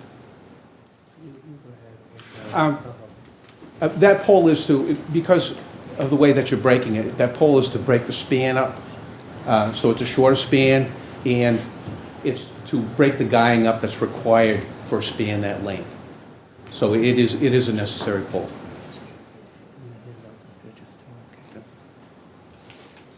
Steve? I'd like to hand out the pictures. Thank you. Yeah, because if we didn't have this pole before and all we did was move one pole a little bit, I'm not quite sure it's obvious to me why you need the other pole, but maybe it is to others.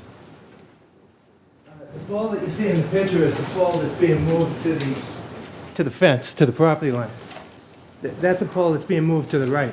So that'll go 15 feet to I'm the standing right. behind the pole, it's being moved to the right as you're looking at this picture. If we move that pole to the right, it's going to put those wires in this tree. So the reason for the second pole, we need to put a second pole on the corner to keep the wires out of the tree is the reason for the second pole. There's always complications. What do you think, Mr. Willauer? Now I understand. Yeah, no, it's like reality comes home as you slowly work into this one. Gotcha. All right, any other comments? I think we get the picture now. Ken? Good evening. Kenneth Gullickson, and I represent Melinda Rodriguez and Cynthia Thomas, who own that property on the corner at They're 4 on the Sparks corner Avenue. piece. Gotcha. I want to point out a couple of things about this plan that I think are inaccurate and misleading. The roadways are usually currently 40-foot layout. And within the layout of a road, usually you have a paved portion, which may be 18 feet or 22 feet or whatever the width is determined to be. And then outside of that paved area is the shoulder where there might be a bike path, there might be utilities, there might be just a grass space where the snow can go if they have to plow or whatever the case might be. In this instance, you see that dashed line paralleling, in each case, the lot lines that says it's labeled in the key. This one? Yes. Okay. And that in the key is labeled as the lot line. In fact, the lot line is The dark line. the dark line on Milestone Lane. Right here? Yes. So Milestone Lane is 13 feet wide. The pole would be located within Milestone Lane, within that 13 feet. That is the paved portion that is the entire roadway. Again, it's unusual that all of the width of the road would be the layout, but that's the case here. It's 13 feet wide. They're talking about putting a pole in a two-lane, two-way road that's 13 feet wide and narrowing it by inserting a pole.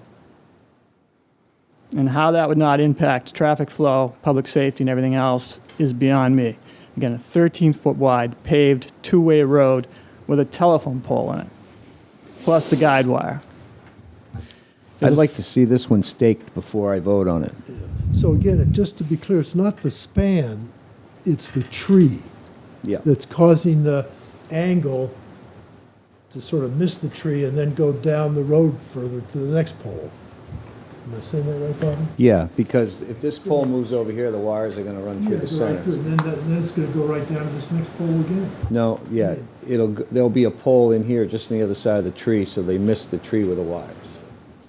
But I agree with what Ken's saying. I mean, that if they own right up to the road, you're saying the property line goes right up to the road right now. Beyond that, well, one other point before we get to that is that if you look in the bottom towards the center, it indicates that there is another pole on that property now, right there. There is no such pole there. There are poles along Milestone Lane, but they're all on the other side of the road. So again, the plan is inaccurate. Yeah. The property owner owns up to the line, the 13-foot road line. Yeah. It is in a butter's way. It's not a public way. There's no easement. So the town does not have the authority to grant permission to put a utility pole in that road. So even if you approved it, it couldn't go there. So it sounds to me like there are enough questions, thoughts that we have one member who would like to see it staked that we probably ought to either continue the public hearing or close it and reopen it at a later time. That location, I believe, is indicated in the roadway right now with some paint. It is. So the pole would be going in the road. No, the pole would be going just about a foot off of the pavement. Off the pavement? So basically, But the surveyed road, it's going in, it sounds like. Yeah, it doesn't make it. We had a plan prepared based on a plot plan that locates where the pole would be going. I'd be glad to submit this to you if you'd like to look at it. That shows it just over the line into the roadway with the anchor going actually just over the other line into Sparks Avenue. So if you'd like to consider this, I can. Yeah, I'd like to see it, Ken. So I think, again, the question, and Eric or Libby can help us here with, can we continue this? Maybe it takes a week or 2 weeks, give everybody a chance to look at it and consider Thank I mean, is that, Steve, is there any timing? The pole itself, emergency or- it's not going to be in the pavement. Like Gary said, it's going to be a foot or so off the pavement, and the anchor as well will be off the pavement. If the pavement if the pavement itself is the property line, then you're right. You can't. If it's private. There's a stake location out there right now which indicates the property line is. But gentlemen, may I, because obviously we're having enough discussion and we're not going to figure it all out tonight. So my suggestion would be, if it's okay with the board, and Erica, help me with the procedure here, well, we could continue for 2 weeks. Okay, and so the next, not the next meeting, but the meeting after that, which is like March 5 or something? March 7th. March 7th. So Bobby, you want to make a motion to continue? the Yeah, I meeting make a to March motion to 7th? continue to March 7th, so I can view so we can view it. Right. Is there a second? Any further discussion? All in favor, say aye. And if I didn't close the public hearing, it's because I'm not supposed to this time, right? Usually Patty has to remind me to, or somebody has to help me. All right. We're all set on that one. Mr. Steve Chairman, and Gary, thank you. can I make a Patty? request, housekeeping? I am freezing, and I think that's a reasonable request. We are lucky to have coats on, but I know when I'm here for the Finance Committee in the afternoon sometime, it is really cold. it's cold. So I sympathize. So let's see what we can do. Patty, would you like my coat? No, I got my coat. I just figured I might not be the only one, but I am the only one I with a think- microphone. Please note, it's a cost savings. Thank you for speaking up. You're welcome. Yeah, the air conditioning's on. I hear the fan behind me just nonstop, so I don't know what's up, but Wow. We'll Trying see, to cut we'll down see what we electric can do. bill. thank you. Why don't we move on to the next item, and we will open a public hearing to consider an application for a new common victualler license for Jamie Marks doing business as the Oyster Crackers. Somebody can help me with that one. Jamie Marks, the manager for premises located at, is that 2B Toombs Court? Good evening. My name's Jamie Marks. I'm the Jamie owner. yourself, welcome. How are you? Good. Good. You're not too far from where my office is. Come on over and have an We're oyster. gonna go over and get some oysters. There's lunch right here. Is it clear to the board what we're up to? Any questions? Anybody here? We have a public hearing. We'd love to hear from you. I think, when you when you give you a putt, we got it, so, Whitey. Yeah, I noticed the other day, I guess my dentist is right across the street from you, and the parking lot was kind of filled. Is parking going to be an issue? No, we have solved that. It's all been done. We went to the planning board and had that resolved. We're all set with that. We should be. That's why we're at this stage now, to purchase our license to have it. We've had the surveyors do it. I'm good with it. You want to follow up? How did you figure that, You're thinking there may sir? be not enough spaces for the number of customers? You went to my parking lot, sir?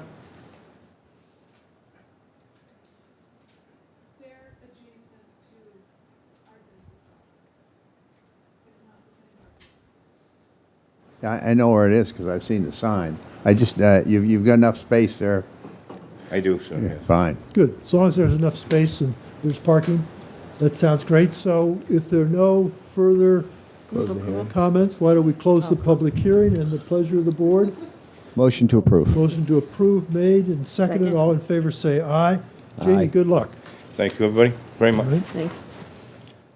And next, we will open a public hearing to consider an application for a new annual all-alcoholic beverages hotel license for the Restaurant at Easton Street LLC. Mark Snyder, manager for premises located at 77 Easton Street, formerly known as the Point Breeze.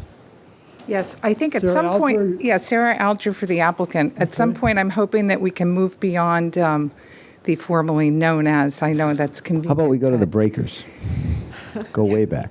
Yeah, go way, way We back. said that with enthusiasm. We're all excited to get the place up and running. Absolutely. As is Mr. Snyder, who's here with me tonight to answer any questions that you might have. This is an application for an all-alcoholic inn-holders license at the property at 77 Easton.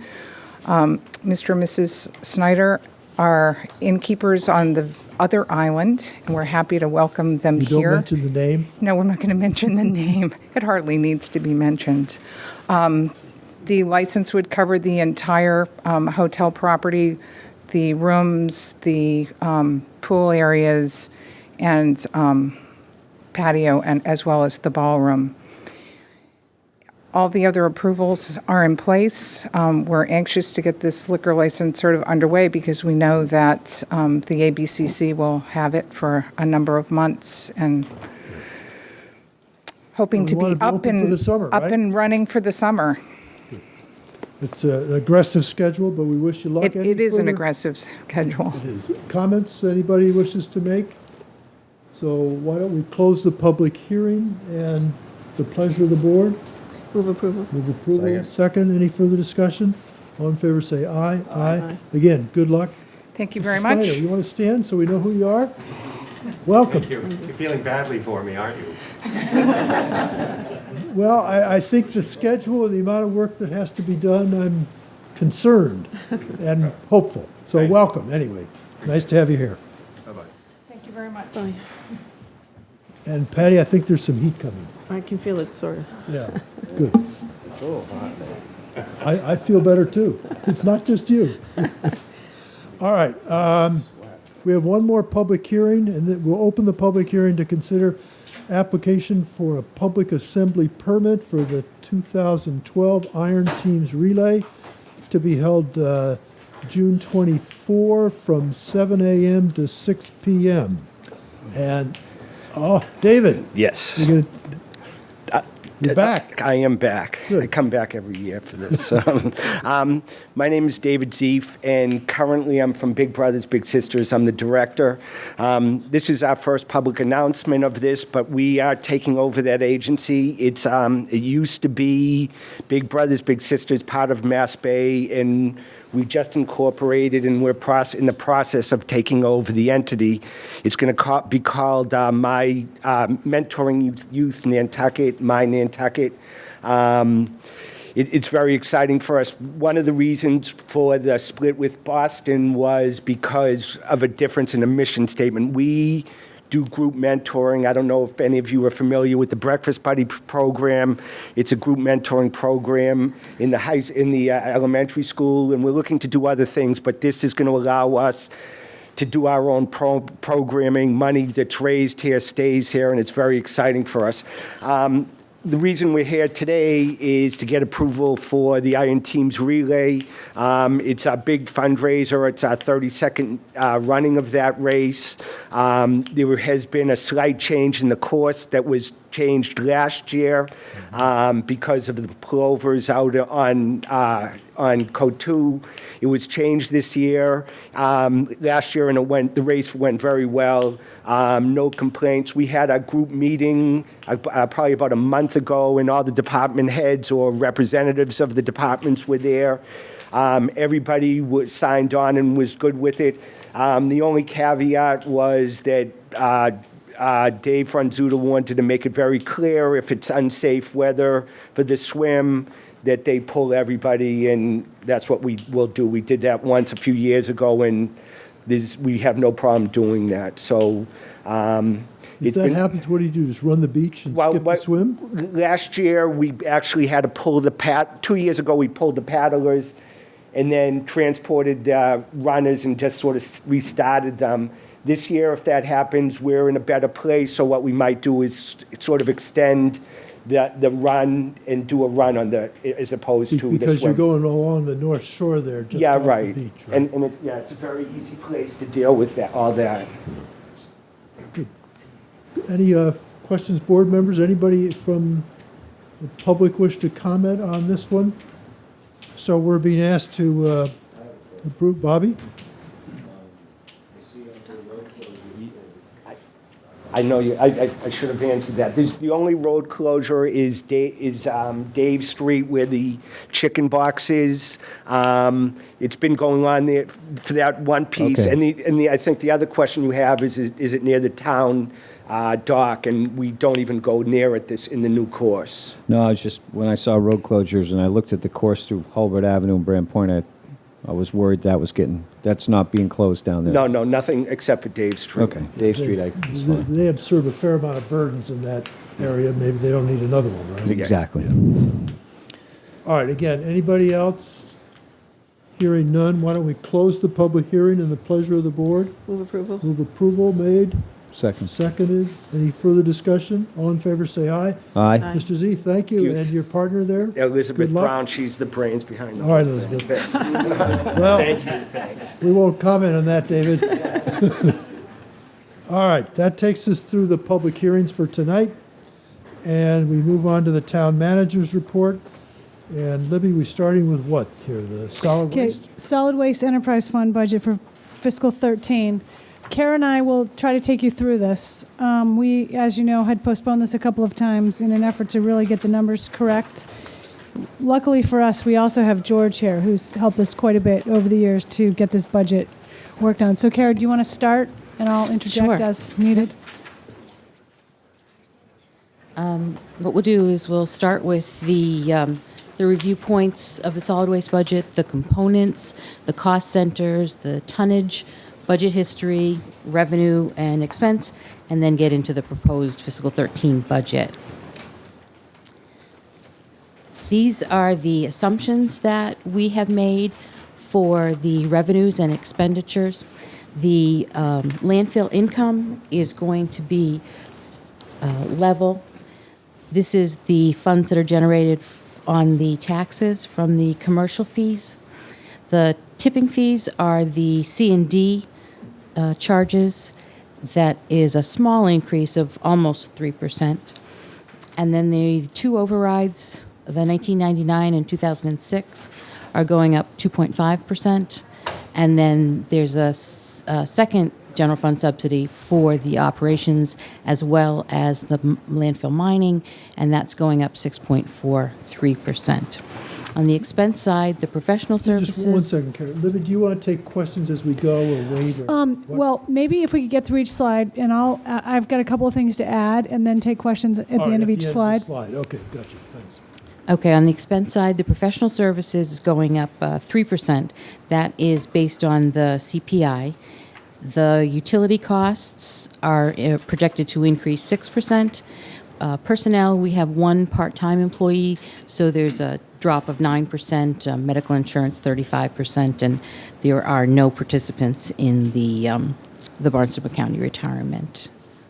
Just a couple things to add on here. The landfill user fee income is not so much of a tax as it's a commercial user fee that's billed once a year. This is for the restaurants and inns and commercial enterprises, establishments. right?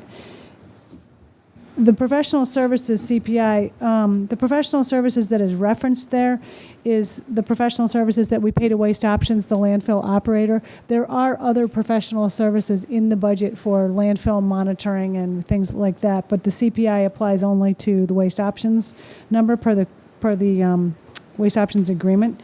And the Barnstable County retirement item, that will go away in future years. We showed it here this year because this is the first year we haven't had a Barnstable County retirement number in here, and that's due to the staff reduction. To what? To below a certain hours per week, or how does that?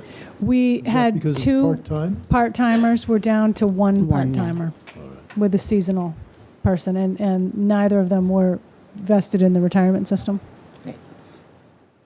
Whitey, did you have a question? One question, Libby. So we're seeing the when we see the actual dollars, the big ones are the tipping fee and the professional services. And when you're saying the change year over year, to me there's a volume and a rate issue, and this is the increase based on the combination of those two. So this is the dollar budget amount. Yes. Yep. And they, why are the, and the CPI is the estimated increase, or we know the CPI increase? It's the estimated, I believe. It's based on the consumer price index. And you're using the same volume for the tipping fee as we're using here to pay Waste Options? So the volume numbers are the same? We've made projections on the volumes based on previous years. There's a subsequent slide that'll go over that. Thank you.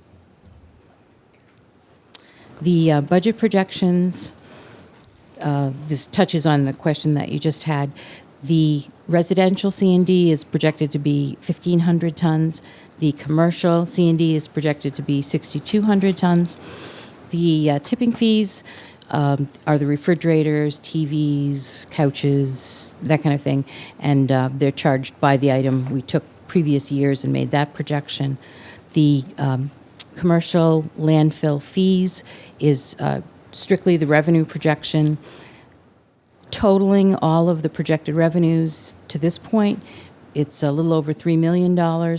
Totaling those same items under expenses totals almost 3 million.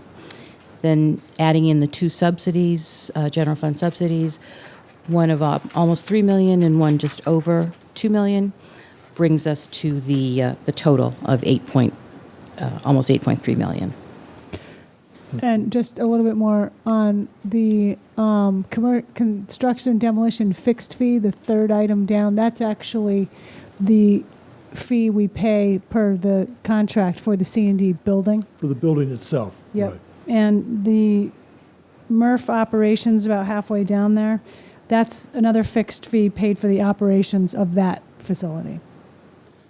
And then how does the mixed solid waste, the 80, that's what goes through the digester? Yes, that's what's brought in by And the we're paying haulers the and the minimum, individuals. so we're not paying based on volume there? The contract specifies 1,023,000 tons per year, and we pay based on that. We do not come close to that. Right, so we're paying the minimum. And then down below, just to understand how the second general fund subsidy is a number you're really backing into, I assume, to balance the budget? Is that a way to look at that, Libby? Yes. Yes.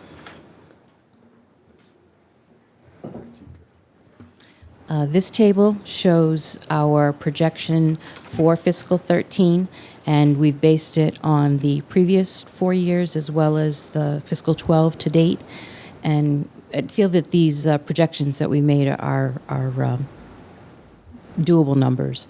We've got 1,500 tons of C&D residential, 6,200 tons of commercial, and 8,200 tons of the mixed solid waste. Again, noting that the contract minimum is 23,000 tons. Any questions on that one? Go ahead.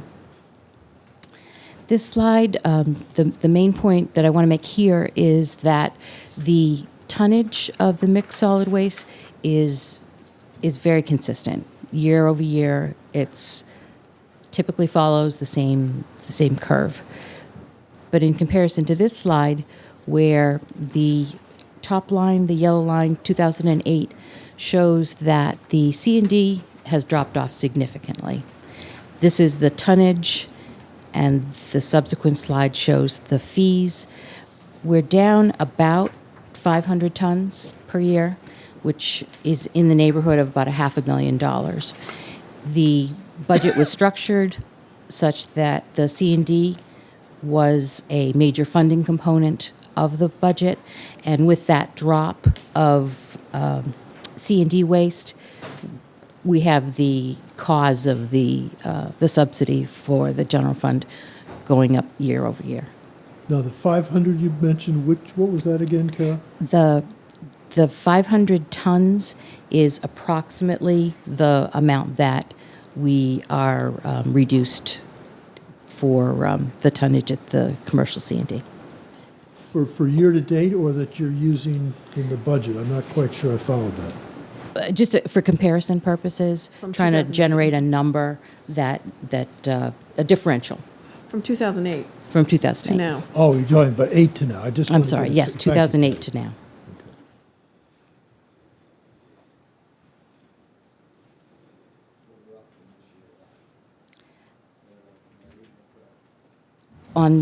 We are up from last year, yes.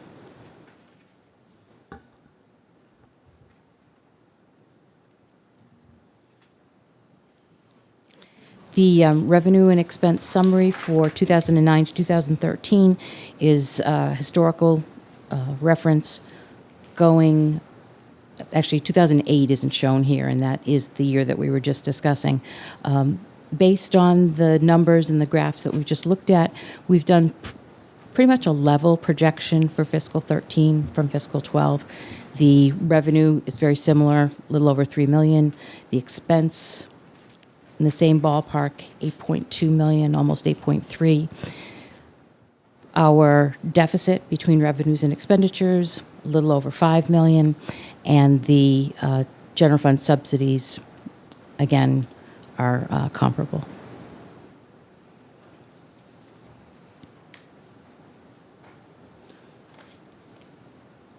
Questions, board members? Just to make sure I've got this, the volume used to compute the revenue is the same volume used to compute the expenses for, let's say, C and D? I just want to make sure.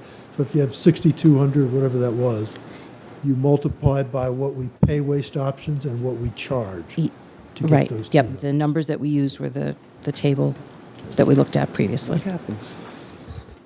What happens to the net income at the end of the year? Where does that go? If there's Back an in the general excess, fund? it goes to the enterprise fund's retained earnings. We haven't had a lot of that lately. Yeah, in general, the enterprise funds keep any surplus, but the theory is over, if that happened repeatedly, you'd presumably lower your rates and eventually get yourself back in balance, because you can't take the money out, if I have this right, Libby, from the enterprise back to the general fund. But can you reduce your general fund contribution the following year from retained Yeah, earnings? you could do that too.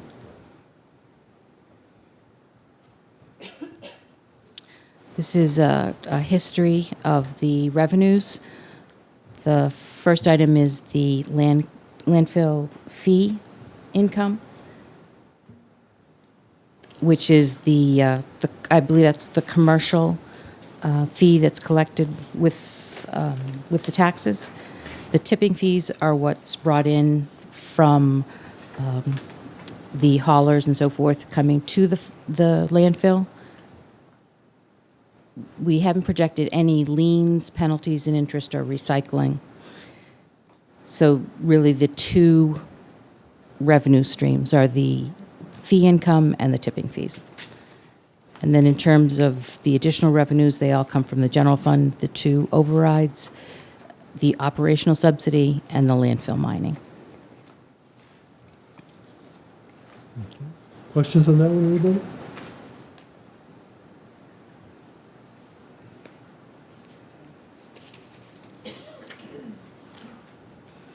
On the expense side, the major expense is the solid waste collection and disposal. The recycle and the MRF is a smaller component. The projected expenses for 2013 is a little over 8.3 million, and of that, 82, almost 83% is the professional services.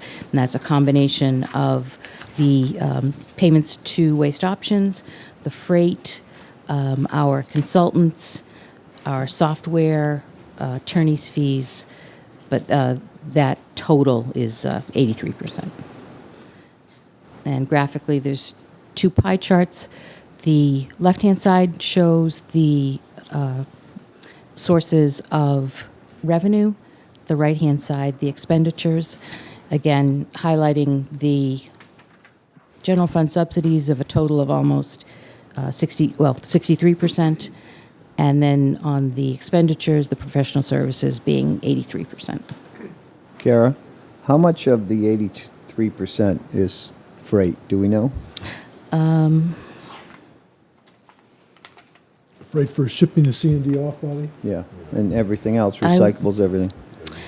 The numbers I had were 98% for waste options, and the balance was a combination. But I can split that out for you. I just, in the future, I don't need it now, but I'm just curious as to how much it costs us in freight each year. Sure. Yeah, that's been a big nut, and we've had a lot of discussion over the years, as Libby will remember, about how the that's handled and who controlled it and all that kind of stuff. So. So to wrap up, obviously, cost containment measures are at the forefront. We have a couple of different options, alternative energy, the mining operations to lower future costs of capping and closing. Energy credits are being sought for the composter. There's a possibility of sharing some revenues from mined sand as well as from mining of other soils. And then, given that the structure of the enterprise fund was based on the funds being generated from C&D and graphically being able to see that the C&D is not generating the funds expected, reevaluating that and finding out if there's a better way to structure the funding for this enterprise fund. So remind us on the mined sand, what's the arrangement with waste options? And We actually haven't finalized any documents yet on that, but the concept would be whatever sand or other soils are mined, there would be a 50-50 split based on the contract. And that's what the contract says now? I mean, I believe so. Well, that's what the contract says for other items. And we need to memorialize this in a written agreement, which we've talked to Waste Options about. And we'll present it to the board. when we say other items, what other items do you mean? Compost, Recyclables, for example. Yeah, recyclables. So the sand. It's recycled. Yeah, that's interesting. Maybe sand is a different item, and I'm not sure it's necessarily track that. Maybe it should, but I don't automatically think it's the same as the split on other things. Just There's some precedent in the contract, which we can provide to you. And we have a conceptual agreement with Waste Options on that, too. How much money is it? Whitey, go ahead. Yeah, what do you use the mined sand for? I mean, is it roads or is it? We actually recently took a large volume of the sand and have it stockpiled at the highway site for sanding and salting of roads. Yeah. And I think it's kind of hard to believe, but sand is actually a very valuable commodity on the island. There's not a lot of sand available for. Barged in now. Yeah, I know, but the problem is you got to have a certain grain size and everything. Well, not for making concrete and stuff, Whitey. Yeah, For that's putting on the true. beach, you're right. But Yeah. you know, a lot of it's used in construction, not just in beach nourishment. So. Yeah, so it can only be used for certain things, such as construction. I don't and- think they're. Yeah, I think it would have to be obviously, like you said, if they were going to use it for beach nourishment, it would have to be tested. Grain size would have to be figured, all that. But I think the amount that's there would easily be used up in the construction field. You know, the amount of concrete that we make and everything else, asphalt, concrete, it all goes in there. You know. Do you know offhand how much sand we're creating from the mining operation We on actually an annual just basis? received those numbers and haven't had a chance to get into them yet, but we are having those Pretty big quantified. pile. And I think what the pile. contract called for, we had was it quarterly, a survey, or semi-annually, a survey was done to help us just received verify the amounts and so forth? You just received that? Just received it. As a matter of fact, I think it was today or yesterday. So we haven't had a chance to get into it yet, but we have received that. What does sand sell for, do you know? Is there a profit deal off that? I have no idea. I don't know. $20, $30 a ton. It's valuable. Or a yard. I don't know. So there's a lot of money at stake here. This is an important issue. I mean, think of the cost if you've got to put it on a barge and bring it over here. Mm-hmm. It's not cheap. One of the things we talked about doing with some of this sand anyway is using it in future line landfill cells, which would reduce the cost overall of So constructing that'll it. take us right back to the discussion of whether we're going to have future line cells or whether we're going to figure out something else to do, so. Yeah. Gotcha. All right, any further questions? Patty? No, I just want to encourage us to reevaluate the business funding model. It's something that it's been really important to me over the years. I mean, clearly, we've financed this operation on the back of the C&D for a number of years. You can even watch the town subsidy flatline for a period of time. So when the construction industry fell off, there's a feeling that there's a big gap, and I think, sort of just even looking back at that, we've not consistently funded it from the general fund, and, bringing all that up to a level that's consistent with the pattern we started with would do a number of things, including add some transparency as to where the costs actually are, and make it a little bit clearer as to what we're paying for out there.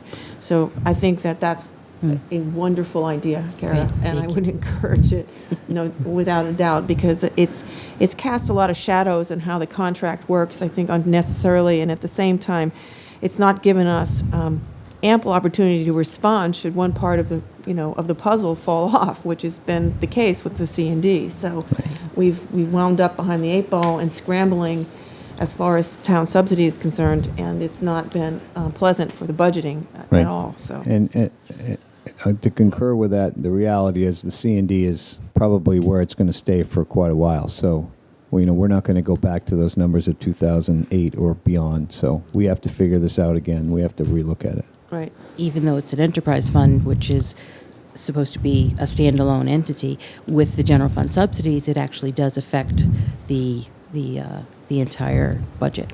And I'm sure, but that's the same as our island home, so. Right. But I think it's important to recognize that this is the part of the puzzle the town has full control over, and is how we finance this.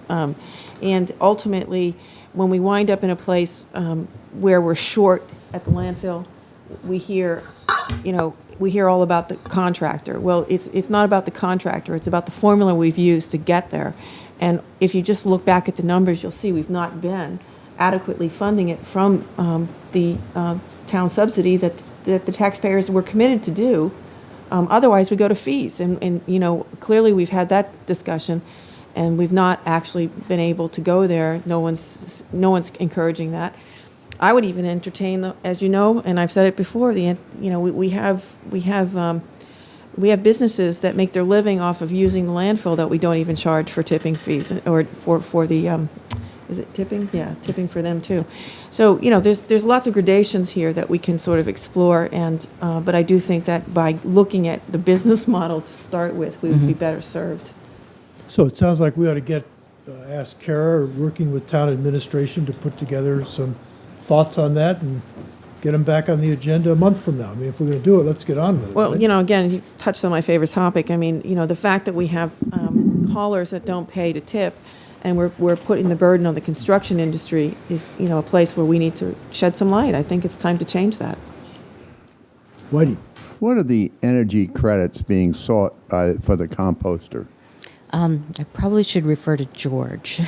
He's the one that's been pursuing those. Actually, this is just a reference to the net metering credits that, should a project go forward that generates them, would provide a basis for reducing electricity Oh, so costs. it'd be the RECs. Or it could be RECs if such are generated, Yeah. yes. Okay, all set?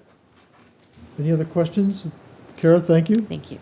So this is the budget we're going to go with next year, Libby, right? And this goes to the Finance Committee next? This goes to the Finance Committee. We're going to them tomorrow. Do we need to adopt it, or is it, we good? Your endorsement would be helpful, but I don't know if you need, it's part of the overall Consensus, budget. We've yeah. really already recommended that budget be carried forward with essentially these numbers, Bobby, so I think we've Just asking. really already done that. All right, Libby? okay. Next, I've got a fiscal 2013 general fund budget update. It's a one-page item. Okay. We made a couple of adjustments here and there to expenses and revenue, and so I wanted to let you know where we are currently. As I mentioned earlier in January, we received our retirement assessment, which was a little lower than we had projected. So that's an expense reduction of about $176,000. We are currently holding that until we can determine what the outcome of the various airport issues are going to be. We also made some other minor expense reductions of about $5,500. And on the revenue side, we made a reduction to the meals tax estimate. The meals tax estimate for 2013 was initially about $700,000.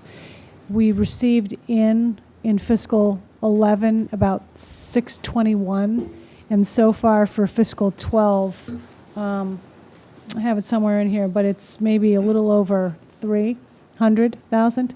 So we wanted to be a little conservative and lower the meals tax by 50,000, so from 700 to 650. We feel that's probably a little more in line with what we might receive ultimately in 12, which is what DOR will base revenue estimates on for 13. And as far as a couple of other revenue adjustments, we would increase the rooms tax revenue, the room occupancy tax, by $100,000. The initial estimate was 1.8. In fiscal 11, we received approximately, I think, 1.9 or a little over 1.8, and so far in 12, we've already received 1.9. So 12 was a much better year than So 12 was a better year.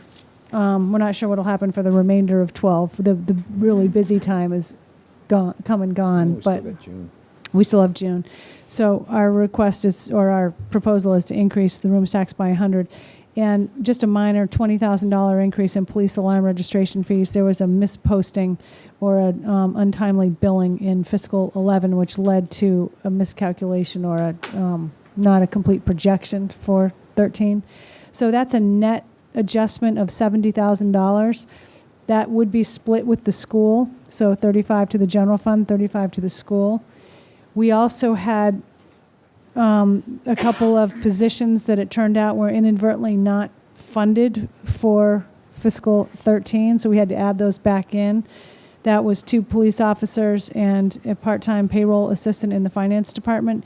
And the police officer positions, luckily for us, aren't necessarily, they won't be need to be funded at the full base salary for the entire year, because for a portion of the year, the officers will be at the police academy. And that is a lower rate of pay than when they become full-time. So all of that means that we need to find a little bit more funding to fund those positions. So in order to do that, we're reducing our contractual obligation amount, which is the line we use to fund collective bargaining agreements, from 496 to 416. And it's possible, again, that we could restore some of that if we are able to use the retirement assessment, which again is a split with the school. I don't know if the expense increase requests made it to you. Did they, for projecting? From Irene? Okay. This was all transpiring amidst a number of other things that were going on yesterday and today. I had intended to get you the expense increase requests that were submitted by the departments, and those are the requests for which are above and beyond what we were projecting. And we divided them into tiers. Tier 1 were things that we really felt should be funded. Tier 2 were things that... Is this a tape break? Libby, do you mind? Yes, I do mind. Well, I don't know what to do then. I guess I can't. We're going to do it mind anyway. too much.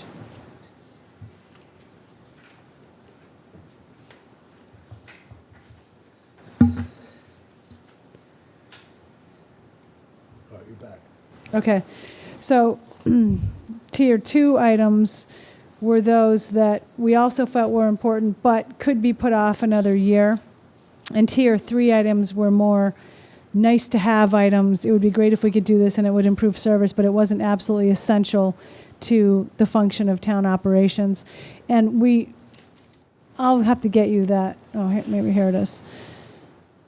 We were able to cover things such as, oh, sorry, I have everything all messed up. There was a bit of a travel increase in code enforcement because there are going to be a number of code updates upcoming that they need to get certified in and trained on. There was a software permit increase in the IT department. We had a little bit of an increase in snow removal, I think, for DPW based on what DOR requirements are for snow removal. We had an increase in sign-making materials for the DPW. There are some federal requirements that have come into effect which mandate retroreflectivity in certain types of street signs, and it's not optional. It has to be done. You can see them already on Milestone Road, and the DPW is getting around Are to these those things that modifying sometimes we them. don't always appreciate? Well, Some you of wouldn't these- notice it in the day. You'd notice it at night, and you might actually appreciate it because you'd be able to see the signs better. So that's better. So it's Yeah. not one of these cases where we got all these signs that go up on the bike. No, they're not bigger. They're not different. You'd notice it only at night. In a lot of towns, they have the green street signs with the white lettering. We obviously don't have that, and which required a discussion with the Department of Transportation as to our sort of historic-looking signs, the yellowy background with the black lettering, and to determine a way in which the black lettering could be made retro-reflective, and we found that that could work. More than we ever wanted to know. Yeah, but we sorry about that. Appreciate your efforts there.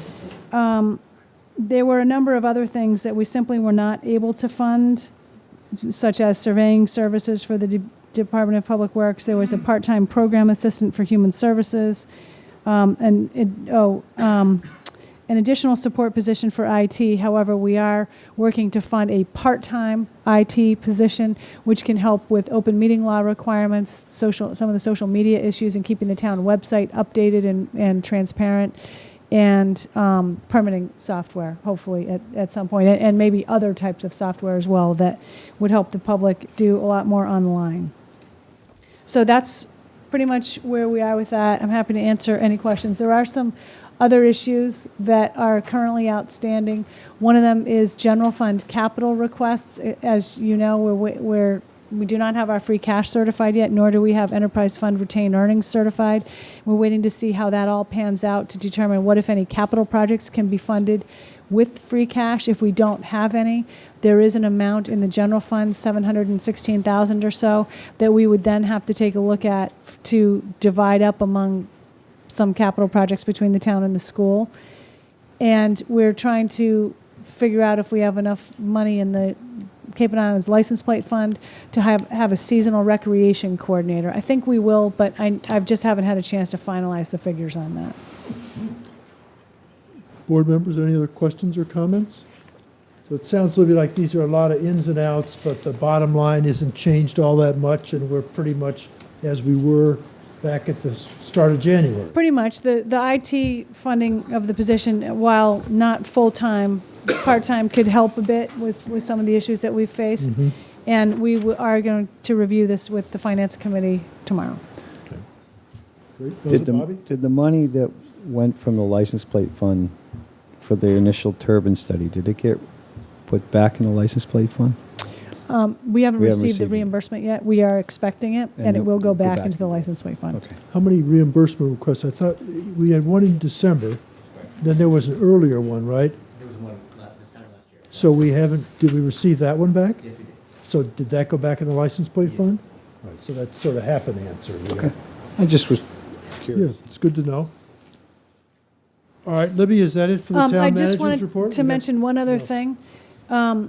You and I met with the chairman of the Finance Committee as well, with the forensic auditor. When was that? Monday? Monday, yes. And we got an update of where they are with the forensic audit, still doing some work, trying to wrap it up, a couple more things to chase down. And I don't know that we have a date of the expected report, but sometime probably within the next 6 to 8 weeks, I would guess. We also talked about the timing of the Attorney General's report with regard to the procurement practices at the airport, and we do not have that. That report has not been issued yet, so we're just waiting on that as well. Yeah, I think the AG report has taken much longer than we expected, because I think we've reported to folks in the past 2 or 3 months that we expected shortly, but it hasn't arrived. I know there is contact with the Attorney General. The forensic auditor and our legal counsel are aware that there's a report that Libby, I'm not sure how they phrased it, but a lot of it's been written. It's in a review process, and we expect that, I don't want to say shortly, because then it never comes, but it should be out in the next 2 or 3 weeks, hopefully. Hopefully. So, any other I was just questions going to on ask budget what issues? you thought the timeline would be. Yeah, although we haven't been very accurate, Patty, so, Yes. All right, that's it, Libby? That's it. Thank you. The next section in our agenda is our selectmen reports and comments. And the first item our Agricultural Commission is going to give us an update on their activities, and in our packet, I was pleased and impressed with some organization and substance and mission statements. And your name, sir? My name is Dylan Wallace. I've been the chair for the past couple of Well, years. Dylan, welcome. I thought, anyway, it's well done. So we look Thank you. forward to hearing from you tonight. Great. So I am happy to report that we've been having regular meetings that are well attended. For the past year and a half, we've diligently worked to create a survey that we've sent and received, compiled the questions and the answers from that survey. And we use that in helping us draft our work plan. Through that survey, we found that most of our respondents have been farming for less than 5 years, so we have a lot of new young growers in the community. Most own their land and are growing on small acreage. The main concerns that came up in that survey were availability of materials on island and finding qualified help, as well as access to space and water, which is obvious here. Many of our growers are practicing sustainable practices, crop rotation, educating their customers, trying to promoting more of their food in local restaurants.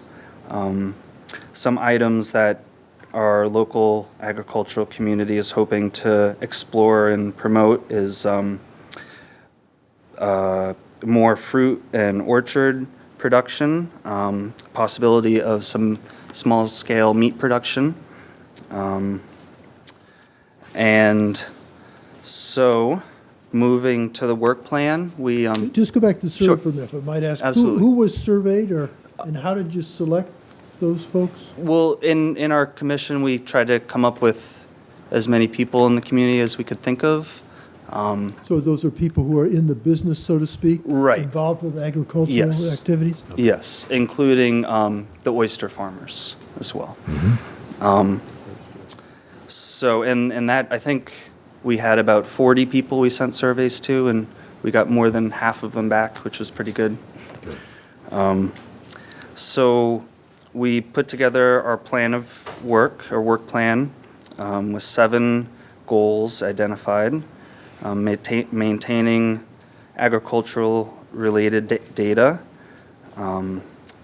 working on public relations, education, and communication, developing strategies for sustainable land protection and growth, as well as conflict resolution, promoting working cooperatively within the community, ag-related rules and regulations, as well as searching for project funding through applying for state and federal grants. So, be happy Are there to answer any conflicts that questions. need resolving? Well, what are the issues, some that you're facing? Patty, go ahead. Yeah, I just wanted to, Dylan, it occurred to me when I was looking at, we had a joint meeting with the Board of Health, of which I serve as the appointed member from the Board of Selectmen, and we just had best practices in fertilizer use. The packet that was put together does Right, focus I on was on organic. that, I helped write that. Okay, so basically, my encouragement would be to sort of share that back with the group, which is Yes. sounding like you're a part of. so- Yep. I was on the subcommittee for drafting the BMP for the fertilizer use. And that's certainly been in our discussions, is drafting a similar best management practices for agriculture on the island. It's been an excellent job, a real excellent job. Are you going to pursue any educational opportunity, sort of get the word out amongst those that do practice organic farming about the findings and some of the best practice? Yes, yeah, that's a hope of Doing ours. great.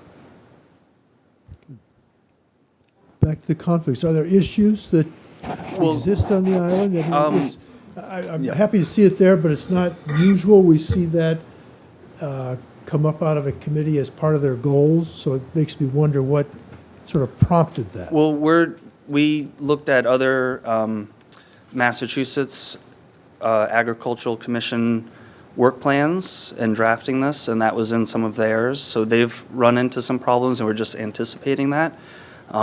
Because our space is limited, so much land is protected here. A lot of the growing happens in areas where there are a lot of neighbors around, and we just want to look ahead and set up a ways of working with both parties and resolving any things that might come up. Whitey? Did I hear you say oysters? Are you including the aquaculture? We did include the aquaculture in our survey. But you're not doing anything beyond that? As far as fishermen go, or? Yeah. No, we were trying to keep it based on agricultural-related enterprises and thought that would fall under another category. One other question, I was asked by a member of the public tonight about the community garden. Mm-hmm. And was that surveyed, or is that related to any of your thoughts or planning efforts? It has been in our discussion. When I first got on the board, or the commission, and a few years ago, we had talked about trying to get a community garden more centrally located. Mm-hmm. We had talked about maybe getting one closer to town that would be easier for people. We didn't survey the people having plots at the community garden because it's more of a personal use. It's no commercial use there. But it does promote the lifestyle and kind of gets people started early. Bobby? Isn't there I'm trying to remember the name of the street. It's off of,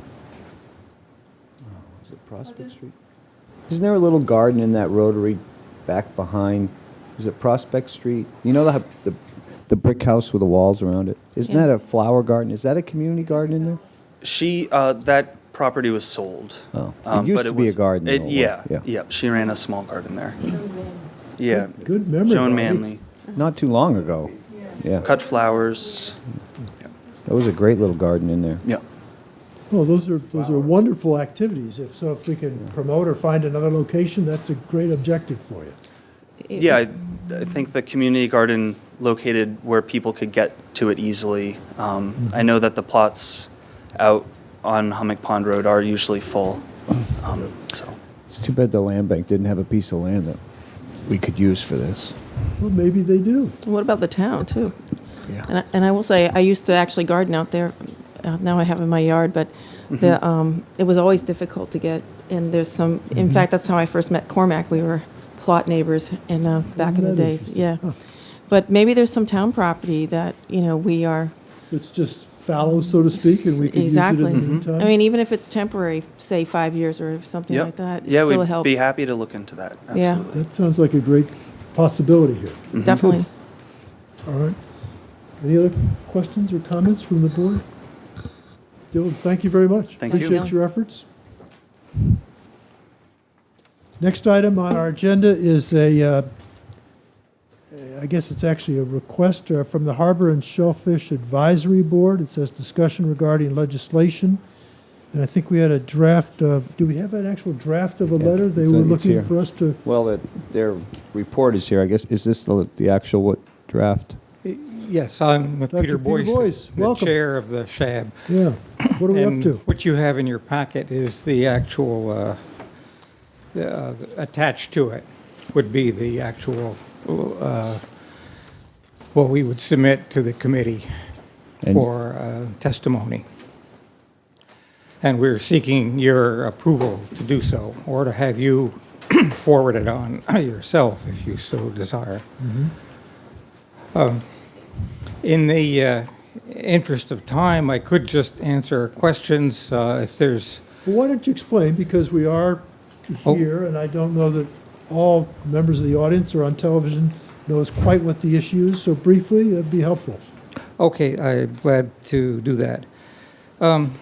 At our meeting in February 7th, the Harbor and Shellfish Advisory Board voted unanimously to forward to you for approval testimony on the various bills in the Massachusetts legislature which are coming up for a hearing. And I should note that the hearing date that I wrote down was wrong. It should be the 28th is when the hearing will take place. 28th of February? Of February at 11 o'clock up at the State House.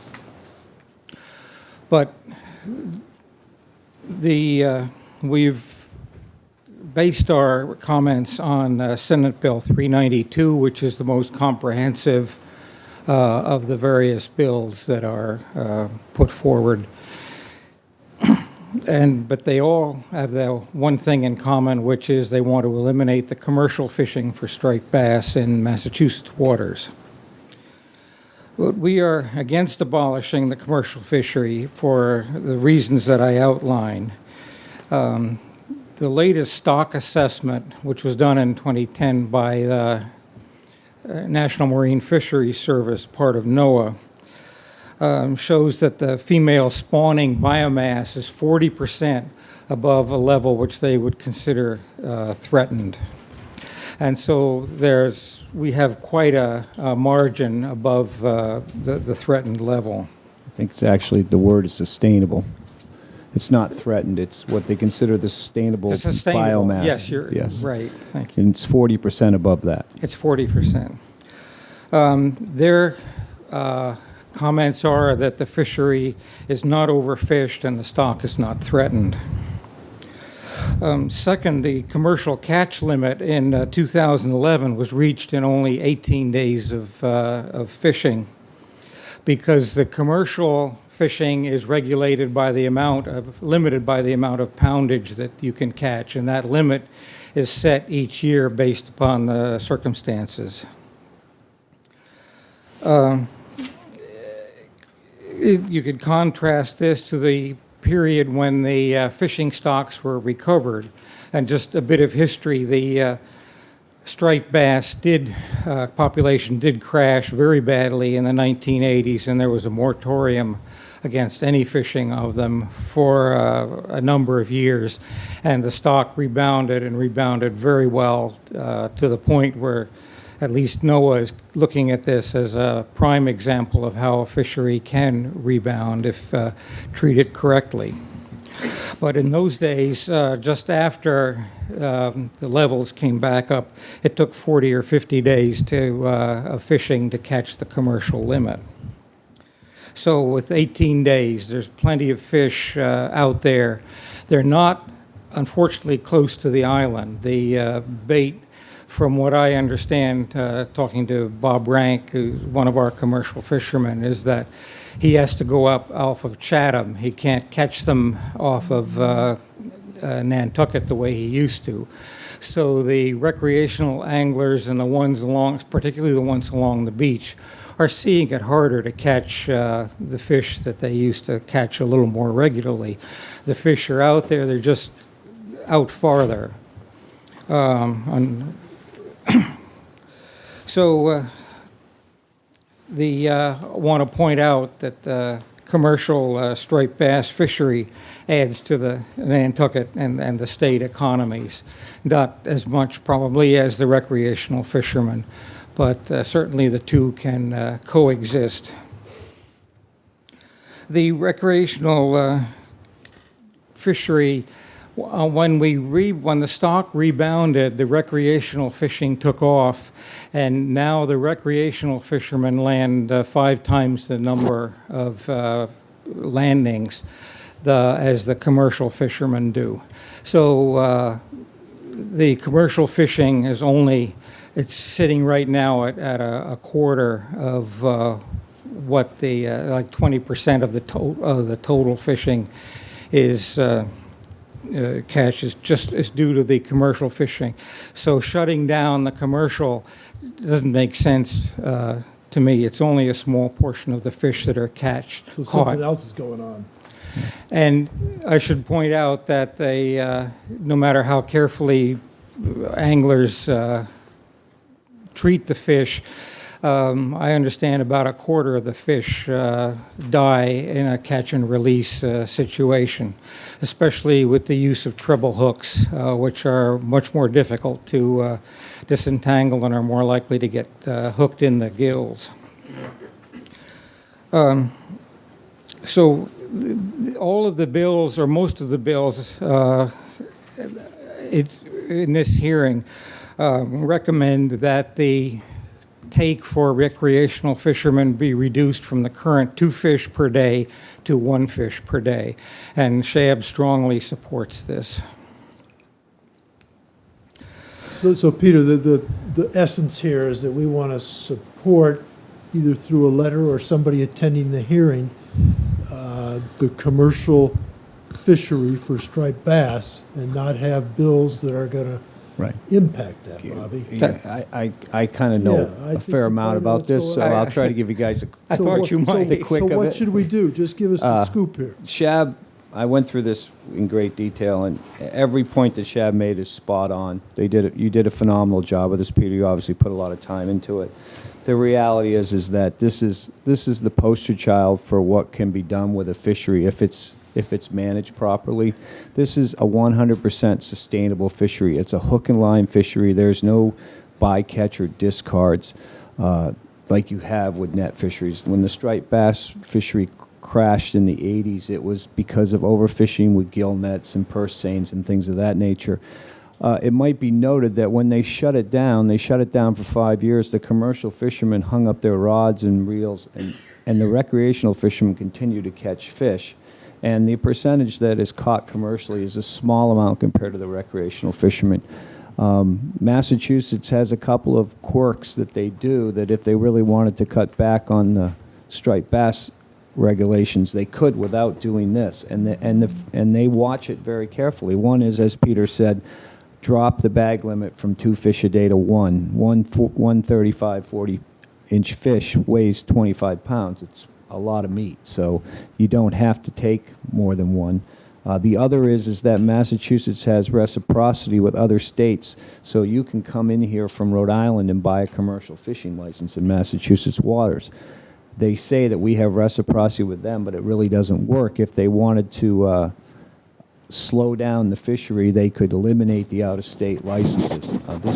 This is regulated state to state. Every state has its own quota of the overall East Coast quota. It's monitored very closely. When Peter says we only fished 18 days, we fished 18 days over a 2.5-month period. They fish last year, on Sundays, you were allowed to land 5 fish a day, and then you didn't fish again until Thursday, Friday. Wednesday, Thursday, Friday, you're allowed to land 30 fish a day. And what that does is that it gives the state time to count the records. We have to go online every day and report your fish. It also spreads the fish out through our season here, which is a tourist-based season, and it's one of the last few fresh local fish you'll see on a restaurant menu that isn't caught. You see local swordfish, it's caught on Grand Banks, 1,200 miles from here, and 3 weeks ago, these fish land on the market the next day. So, I think you guys did a great job here. I think that what I'd like to see us do is endorse this and send a copy of it on to our representative, Mr. Madden. I've talked to him about this. He would like to see something from us either way, and also to whoever it needs to go to besides Tim. And to Senator Wolf, and will somebody attend the hearing from SHAB, do you know?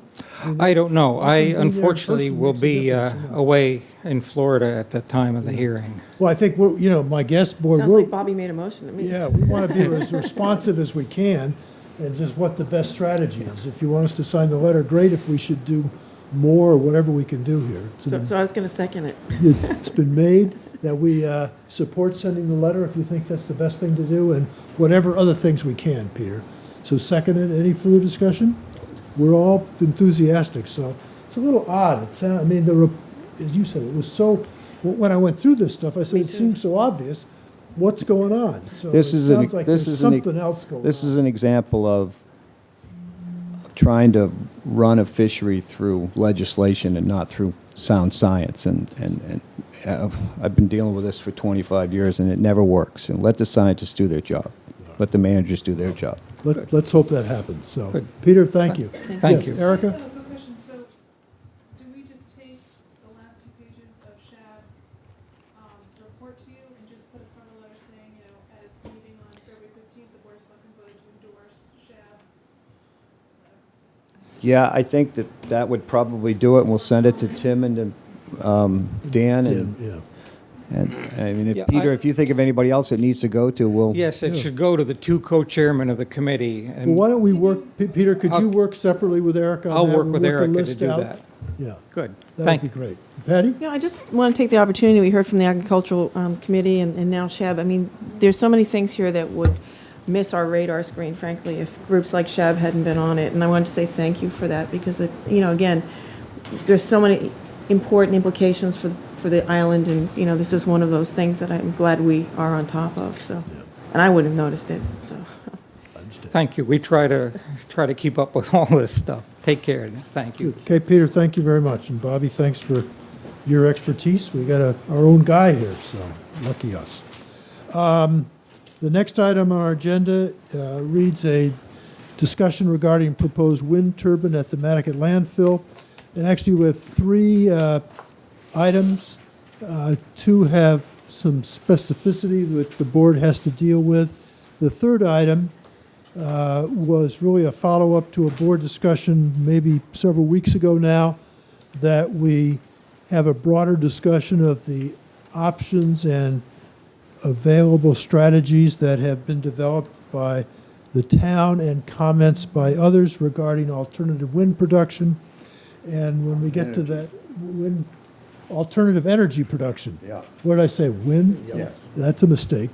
But we'll get to that. The first item then is a review of a memorandum from the Energy Office regarding a meeting. This gets back to what George was talking about earlier, the net metering. And I know he attended a meeting, and I think the question, Whitey, is what strategy we're going to develop here. Do you want to pick up on this? No, I think George will handle it. All right, George? Okay, thank you, Mr. Chair. The meeting was about extending the net metering program to Nantucket at levels that would approximate those on mainland towns. In the course of that meeting, a few things happened.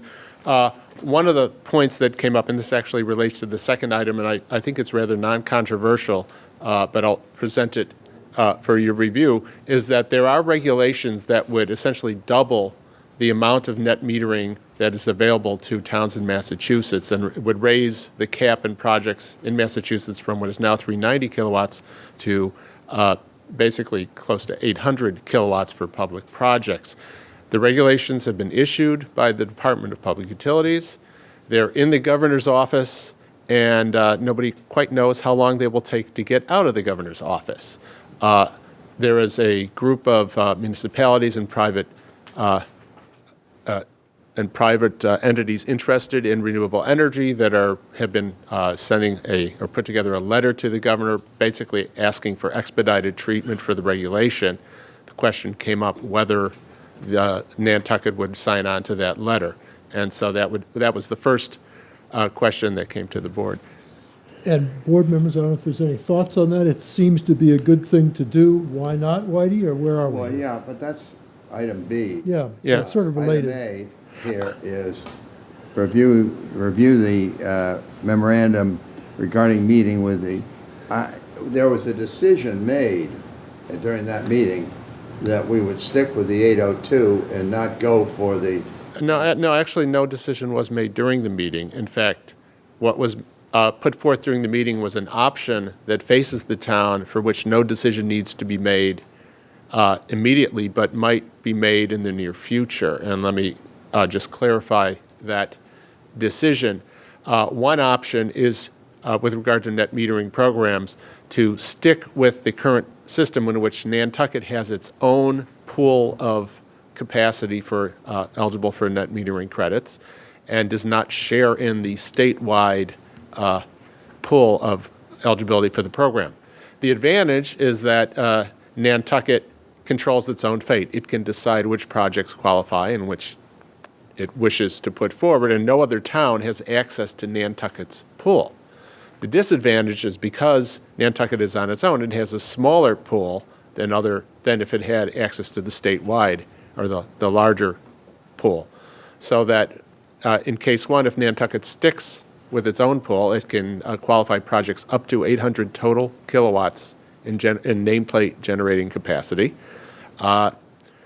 If it were to join the statewide pool, it would have access to up to 100, or under the new regulations, up to 100 megawatts of eligible capacity, but then it would be competing with other towns for that allocation. So that's a limit for the whole state, and everybody Well, gets... yeah, for all the National Grid towns in the state. So the question is, Nantucket stays on its own with a small limit or competes for the larger limit, but then it has no assurance of getting its share because other towns might be competing with it.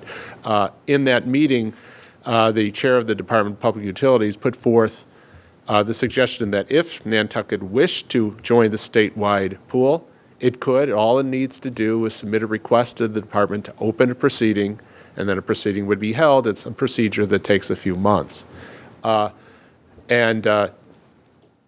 point was also made that there's no need to do it right away, that Nantucket could essentially do this at any time, and then it would be, of course, subject to whatever changes in time occur in the program and whatever the winds might bring.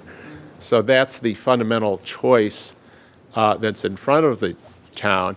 I think our recommendation, and speaking for myself, is that there's no need to act on this until after town meeting in any event. I think town meeting will provide some guidance as to whether the Nantucket project will go forward or not. And if it goes forward, then the town can reconsider this decision, and there's no reason to prejudge the issue at this point. But that's, of course, one way. Well, the head of the DPU thought we were going to have 6 megawatts, and so she was recommending that we go forward. But since the airport and the wastewater treatment plant aren't going to be coming online as fast as she thought, then we switched over to saying, okay, let's go for the 802, and then after that, when the other PV solar come online, then we ought to go for the 10 megawatt. Yeah, I think that's essentially correct. I think in either case, the town would benefit from having the new regulations get out of the governor's office, because then it's a larger program, and then the choice comes whether Nantucket sticks with its own limit or competes for the larger pool with all the other towns in National Grid service territory. It seems kind of strange with the governor's strong support of alternative energy that people feel it's stuck in his office. There were a lot of puzzled... it would be speculation. There were a lot of puzzled people in that meeting who didn't quite understand, but apparently regulations don't fly through the process as a matter of course. Sometimes they take longer than others, and this is one of those cases. Gotcha. So in the meantime, if for example, the wind turbine gets through town meeting and in the election and sort of went as planned, it would use essentially all of the 802? Right. We'd have to dial the turbine down. A little bit, right. Yeah, right. If a 900 were procured, you'd have to dial it down. Exactly right. Okay. Yeah. So I think what we're trying to do here is make sure the board supports that. Yeah. The board ought to strategy, be if you cognizant that was the direction we were headed in. George, I thought I heard you say earlier that we're not even sure if we can send the power back across the cable. So if we got into a situation where we started making 6 or 7 megawatts, we might not be able to sell it back to them. Is that correct? Right. If you get up to that level, then it would trigger a study. My understanding of my discussion with National Grid is that you could change the controls on the cable to allow two-way power flow, but it's a significant cost to do the study, and then you'd find out what the changes in controls would need to be. So we don't have to do that with the 802? That's correct. We do not have to. How because high we're would... not going to produce enough, Bobby, to even get close. What is the number that kicks that study in? We don't know for sure. That's one of the things we might learn from the first level interconnection study. I've been told by a National Grid representative it's probably in the range of 2 to 4 megawatts, but he doesn't know either until the study's done. The interesting thing is when we hit our low point, it's in the winter. In other words, when we have we're most vulnerable to be exporting is in the winter, and when we have the highest PV solar is in the summer. So we're sort of out of sync. It's wind turbines that raise the power in the winter, and it's solar that raised the power in the summer, on average. On average, but there may be momentary changes or any number of factors that, I can't predict. Yeah, if we had a sunny day, a sunny, windy day in the winter, then we might have a problem. That's one scenario, yes. So I don't know if we need a resolution, but I think we'd like to note for the minutes that we're going to stick to the 802 until we reach a need to make a subsequent decision. Yeah. And is that in essence what we're doing? Yeah, that makes sense. Questions? Yes, sir, over here on the right. Just on this subject, I presume, Mr. Worth? Yes, it is. A question for George, if I may. David Worth, by the way, for the record. George, I read your memo, and I think I understand this, but just clarification. This has no impact upon residential net metering, so if I wanted to put a panel up on my roof at my house, I'm not going to be crowded out by, on the 802 if, let's say, the turbine went up. Is that correct? Let me split a hair here, which is that when the new regulations come out, that is correct. Under the existing regulations, there is only one cap for both public and private projects. Under the new regulations, there are separate caps. Okay, so the regulation as it's sitting in the governor's office splits the two, so those of us that wanted to do something on our own could still do it, and there would be room. Does Yes. the Energy Committee know how much residential net metering is actually taking place? My understanding is that it's in the range of 100 kilowatts, but and that's from National Grid. 100 of the 800, just to make sure I got the numbers Well, right? it would not be Or of is the that a- 800, it's of the 390. If it's split, yeah. But as of right now, That's my understanding. as of right now today, if the governor doesn't sign this bill, we're dialing it down and we build the turbine, nothing changes. Well, as of right now, if the net metering program is not, if the ceiling is not expanded, yeah, then the business model for the turbine would be different. Because the schools, how much is the school putting out? Actually, I clarified that with National Grid. The high school turbine does not count towards the cap, and in fact, National Grid had counted it towards the cap, but it's a behind the meter and not a net metering program. And in fact, after our inquiry, they changed their records to reflect that So accurately. that would be the same for the Bartlett wind turbine? I can't speak to the It's Bartlett probably turbine. educational based. I mean, I would imagine that those kind of exceptions are usually connected to something like that. I don't know if It's a I matter don't know if the it's status of behind the the Bartlett. meter, if they're net metering it. That might be a question So to ask, though, Patty. It's a good question. Are they excluded because of the party who owns the turbine, in effect? Right. I have a question as well. Just to clarify, it's sounding to me that if we do go online and there's no change in the regulation as it currently exists, we would essentially bounce out any residential net metering and capture it all ourselves. Is that what we're saying here? Well, not exactly. I think that one of the things that National Grid has said is they prefer not to split projects at that level, so you can dial a turbine down a bit, but if the net metering cap regulations do not go through and we're stuck at 390, I don't think that a 800 or 900 kilowatt turbine would be in that program at all. But as far as residential is concerned, we crowd them out just by virtue of the fact that the municipality is in the business. Well, we wouldn't be eligible, so there'd be no crowding out. Oh, I Wait, see. I'm confused now. Are we at 802 right now, or is No. that part of the governor's bill? That's part of the governor's bill. So we're at 390 right now? Yes. So if we go to town meeting and the governor hasn't signed this bill yet, we could be authorizing a turbine that we could only turn 390 kilowatts out of. It's not legislation, it's regulations, but essentially the point of your question is correct, yes. Just to follow up, of the 390, there's still 100 residential that would count against that, although if he doesn't sign? Yeah. That's my, Sounds like it. right. So it would seem to Down to me it's a 290. little tough for us to be in a situation where we would crowd them out, Patty. I mean, they invested in So they're first. good faith And we'd and have they're 290 first. left. Yeah, Yeah. that's Yeah. the way I would look at it. I think. Yeah. I would suggest that we probably, even though we might have authorization, we'd wait until we got the 802 before we went out for bid. Right, the authorization's permissive, you don't have to do it until you Yeah. get all your ducks in order. Should we add that to the board? I think that's just logical. Let's see what happens.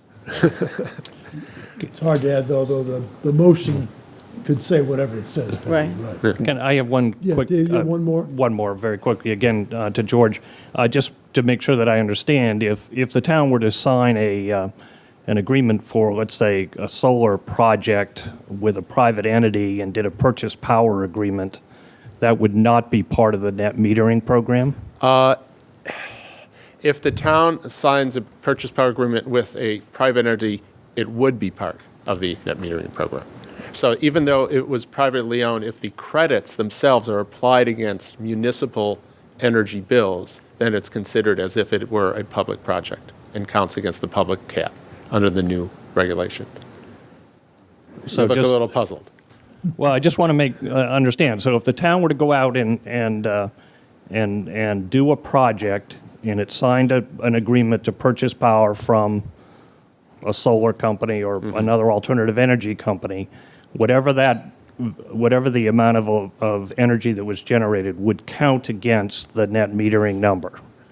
Yes. Okay. That's because of the user of the power. That's right. So it's a The user of the credits would be the town in that Okay. case, Okay. as the buyer. Thank you very much, Mr. Chairman. Yes, sir, another question? Same issue, limited to that? I have a question. Sure, well, through us, what's the question? I'm Bruce Mandel. Yeah. Live in Nantucket. I'm really not too clear about where we are right now. We've got 390 net metering kilowatts. And you're saying we're generating now on the island about 100 kilowatts against that cap. Is that correct? That's correct. I'm going to put a footnote by the 100 because that's a number from memory that I'd like to check. Okay, But the concept is correct, yes. Approximately 100. Yeah.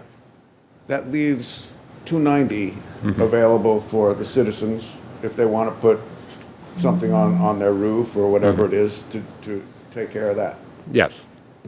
If the town goes ahead with a project, solar, wind, whatever, and the 390 is not raised to the 802, would the town crowd out or share in that 390 with the residents who are trying to be green? Okay, and my answer is that I'm going to split my answer into two parts. Okay, the first is that we've been told by National Grid that you can't dial down a 900 kilowatts turbine to 290 to qualify into the program, so that under that circumstances, the Nantucket turbine would not qualify for the program, and so that because it's not qualified, the 290 would remain. Now, if the town went ahead with, say, a 200 kilowatt solar farm, such as might be put on the roof of the elementary school, then that would crowd out other residents until this ceiling is raised. Didn't you mention earlier, though, that the high school has not yet filled out the form, so it doesn't qualify? No, I think that's a different subject. That's a different program. Okay. Let me then focus on this. If we go to the 802, is that solely a municipal cap? What becomes the residential cap? The residential cap would be a separate 1% of the peak load of the applicable number, so that it would be 802 for municipal projects only and 401 for private projects or non-municipal projects. They would be separate queues and separate eligibility categories. Okay, so if we go with a wind turbine, for example, and it's a 900 kilowatt, and we have an 802 cap, and you can't dial down.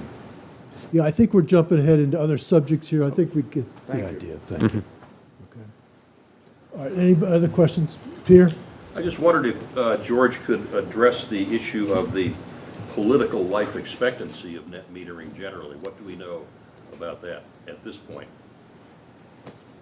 based on meetings with Mr. Representative? I think the memo addressed the opinions that were expressed of the folks at the meeting. I should say to people, George has produced, there are 4 or 5 memos on differing subjects, and they're all available, and they're very well done. Thank you. I really mean that. They're clear, concise, and they're very helpful to understand a lot of different issues. So I thank you for that. And I should mention that in going back to our earlier conversation, about some of the Energy Committee's activities. For example, if you're really into the wastewater treatment facility and all the discussions surrounding alternative energy there's a 4 or 5 or 6 page memo just on that. So again, lots of information available to follow up on. Is it on our website? If it's not, I know that it should be, or if it's on the energy site. It is in the packet, which is in the Selectmen's packet, so it is on the website in that form. Okay, maybe we should put it all together. And they're, you can read them pretty quickly, but they really are well done, so. All right, so I think we tried to clarify where we are. A lot of nuances, George, but we'll sort of stay the course as we are. Hope that it's signed. Whitey? Yes, well, we probably want to send a letter forward to the governor. Right, I think, should we have, do you want to have a vote on that we authorize the signing of the letter essentially as drafted and get that underway? Yep, makes sense. Motion, Patty, So second, moved. Whitey. Second. Any further discussion? All in favor, say aye. Aye. Okay, so we got that part done. Now, we're all set with A and B, I think, George? Thank you very much. Gotcha, okay. So C is where we get back to the discussion I mentioned earlier that we had a few weeks ago. And I understand there are a number of people who wish to address the board and sort of go through some of the options and considerations that brought us to where we are. One is the Energy Committee itself, and I understand, Ann, you're here for that. George may have some comments in that regard. We have a representative here from Waste Options, Whitney Hall, who will talk to us about the options for gasification at the landfill. We have Andrew Vorse, who will help brief us briefly on tidal initiatives by the town. And David, are you going to talk briefly, if you will, or you're all set? You want to speak briefly about any thoughts you have? Okay, so a short comment there. So, Ann, Chairman of the Nantucket Energy Commission, if you want to give us, or committee, tell us sort of how you got to where we are. It might be one way to start. Sure. Thank you, Mr. Chairman, and good evening to everybody. My name is Ann Cuspa, and I'm the chairman of the town's Energy Committee.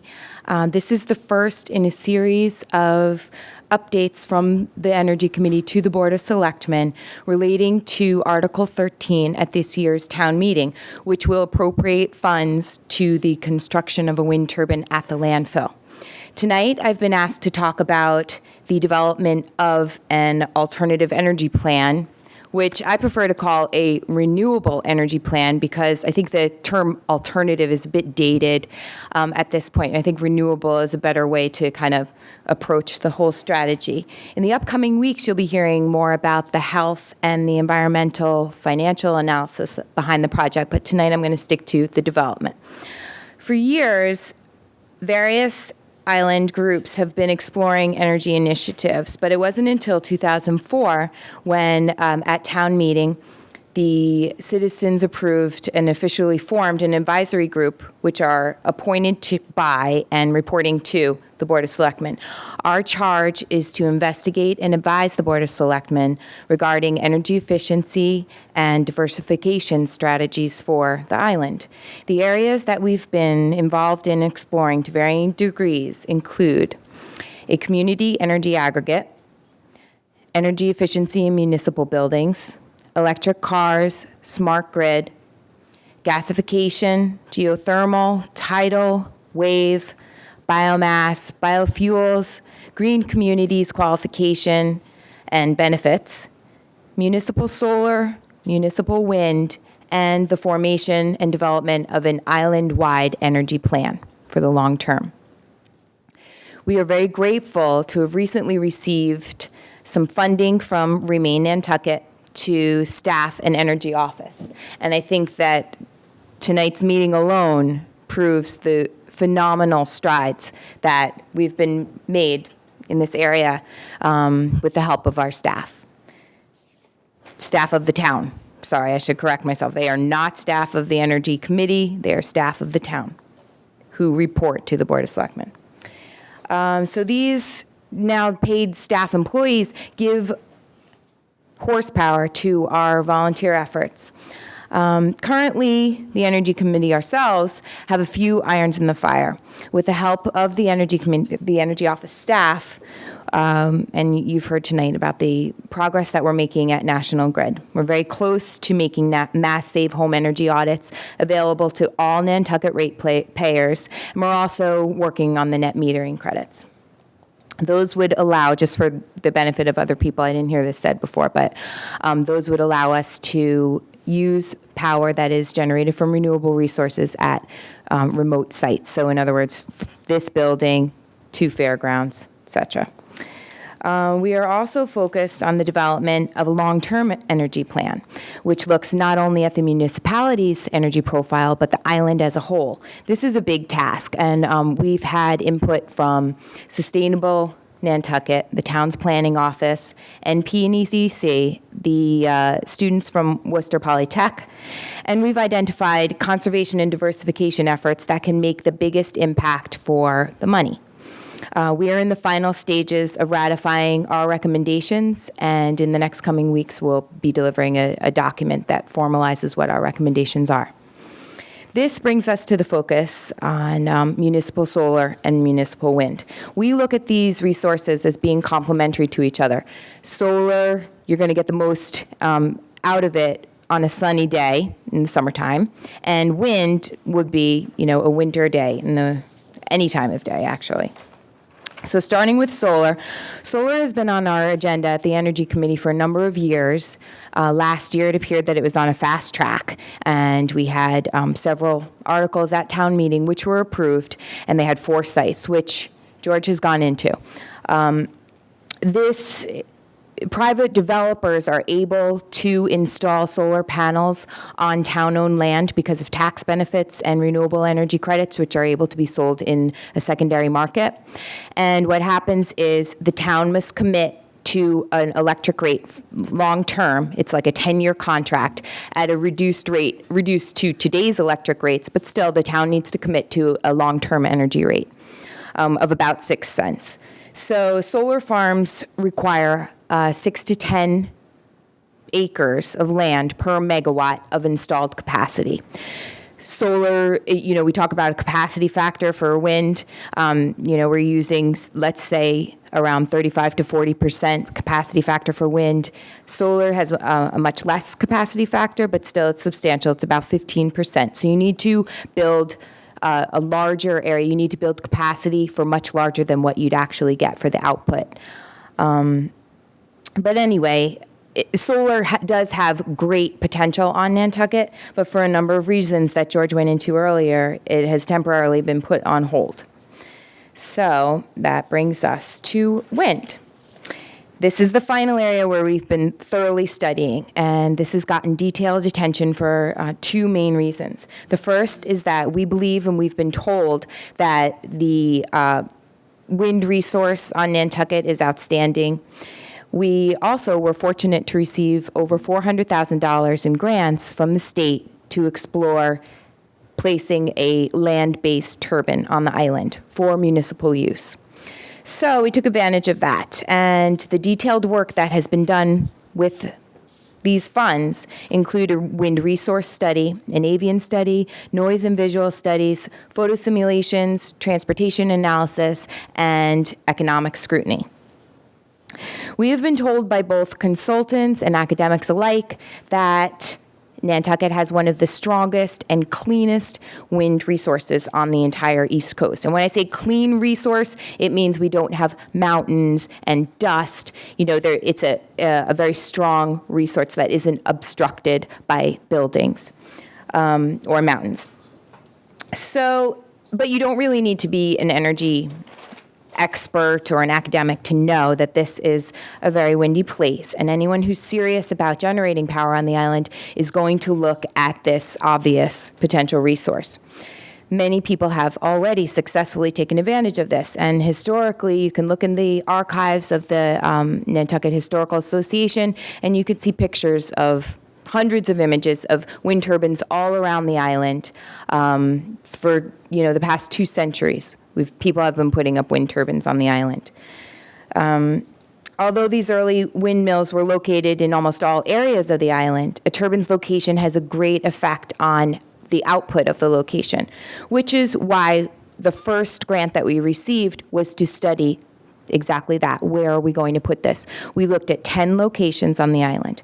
Out of the 10 potential sites, we had help from UMass to hone in, and they've helped us to identify that the Nantucket dump site would be an ideal place to start. This was selected for the wind profile, the sparse residential population around it, and the fact that it is already disturbed industrial land. We are very fortunate to have actual data from the previous radio tower that was there. We've collected data as far back as 1995 when the it's the Division of Energy Resources commissioned a feasibility study there. Once this site was selected, we considered several different scenarios, including installing a much larger turbine, several different turbines, 3 large turbines, small turbines, 1 or more vertical axis turbines, etc. But with the help of consultants, we've determined that one 900 kilowatt turbine at the landfill is the optimum scenario. The Energy Committee is a 9-person volunteer board of year-rounders with a broad range of professional experience. We hold our public meetings once a month on the first Thursday of the month, and anyone interested in a further detail about the progress of this project can look at our minute meetings, which are online on the town's website. We have held a number of public forums on the topic, and those have began in January of 2011 at the Nantucket Admiralty Club. And that was in preparation for last year's town meeting, which we, as it turned out, decided to pull the articles that would finance this turbine to prepare and better research so that we could prepare something that would be of better use to the voting public. And that's what I'm going to say. From there, we formed several different subcommittees to drill down on all these hot topics. Next month, you'll be hearing from it's later this month, you'll be hearing from our health committee, which is, it's our impacts committee. So they've studied health effects, possible health effects, environmental effects, and we also have a risk committee, which we'll be talking to you on March 7th, which focuses on the finances. It's the other way around, Dan. Oh. It's been flipped. All right, it got switched. But I just want to say, this is a very controversial topic, and participation from informed citizens at town meeting will ensure that we'll make the best decision for the island as a whole. On a personal note, I feel a very strong obligation to use my knowledge in this field to contribute to finding environmental solutions for the future. I'm a mother of small children, and I understand the power of leading by example. If I claim to be a supporter of green energy, but I never take any definitive steps towards change, my claims don't hold water. If I extol the beauties of Nantucket, but I'll never take responsibility for my consumption, then I'm simply part of the problem. On March 31st, we have a choice. We can either stick our head in the sand and turn on the light switch, or we can make a decision to erect a turbine that will be a symbol for the island and our commitment towards making a better tomorrow. We appreciate your Thank you. advocacy. That was, yes, my own. Yeah, I think one way to handle this with the sort of thoughts on the board is if there are questions for Ann or comments at this point while they're fresh in our mind, and otherwise we'll move on to somebody else. Any thoughts here? I mean, I'll ask a question. I have the feeling that the focus on wind was partly because we had money for wind, and I was wondering if when you made some of your early choices between wind and solar, for example, solar could have been a project at the landfill as well. What sort of considerations were taken into account in coming to that recommendation? I ask that in the context, obviously, one of the controversial things is the size and scope of wind, and you must have discounted that substantially, I'm guessing. But tell us about that a little bit. Sure. Well, number one, we had data from the radio tower. So that was a good place to focus, was for wind. Number two, like I mentioned before, in order to install solar panels that would produce the amount of energy that we are able to get from this 900 kilowatt turbine, we would need to, this is 900 kilowatts is the capacity. In order to get the same capacity, you would need 2.7 megawatts of solar farms, which equals 6 to 10 acres per megawatt. So then that times 2.7. So you're looking at about 30 acres of land to put these solar arrays on.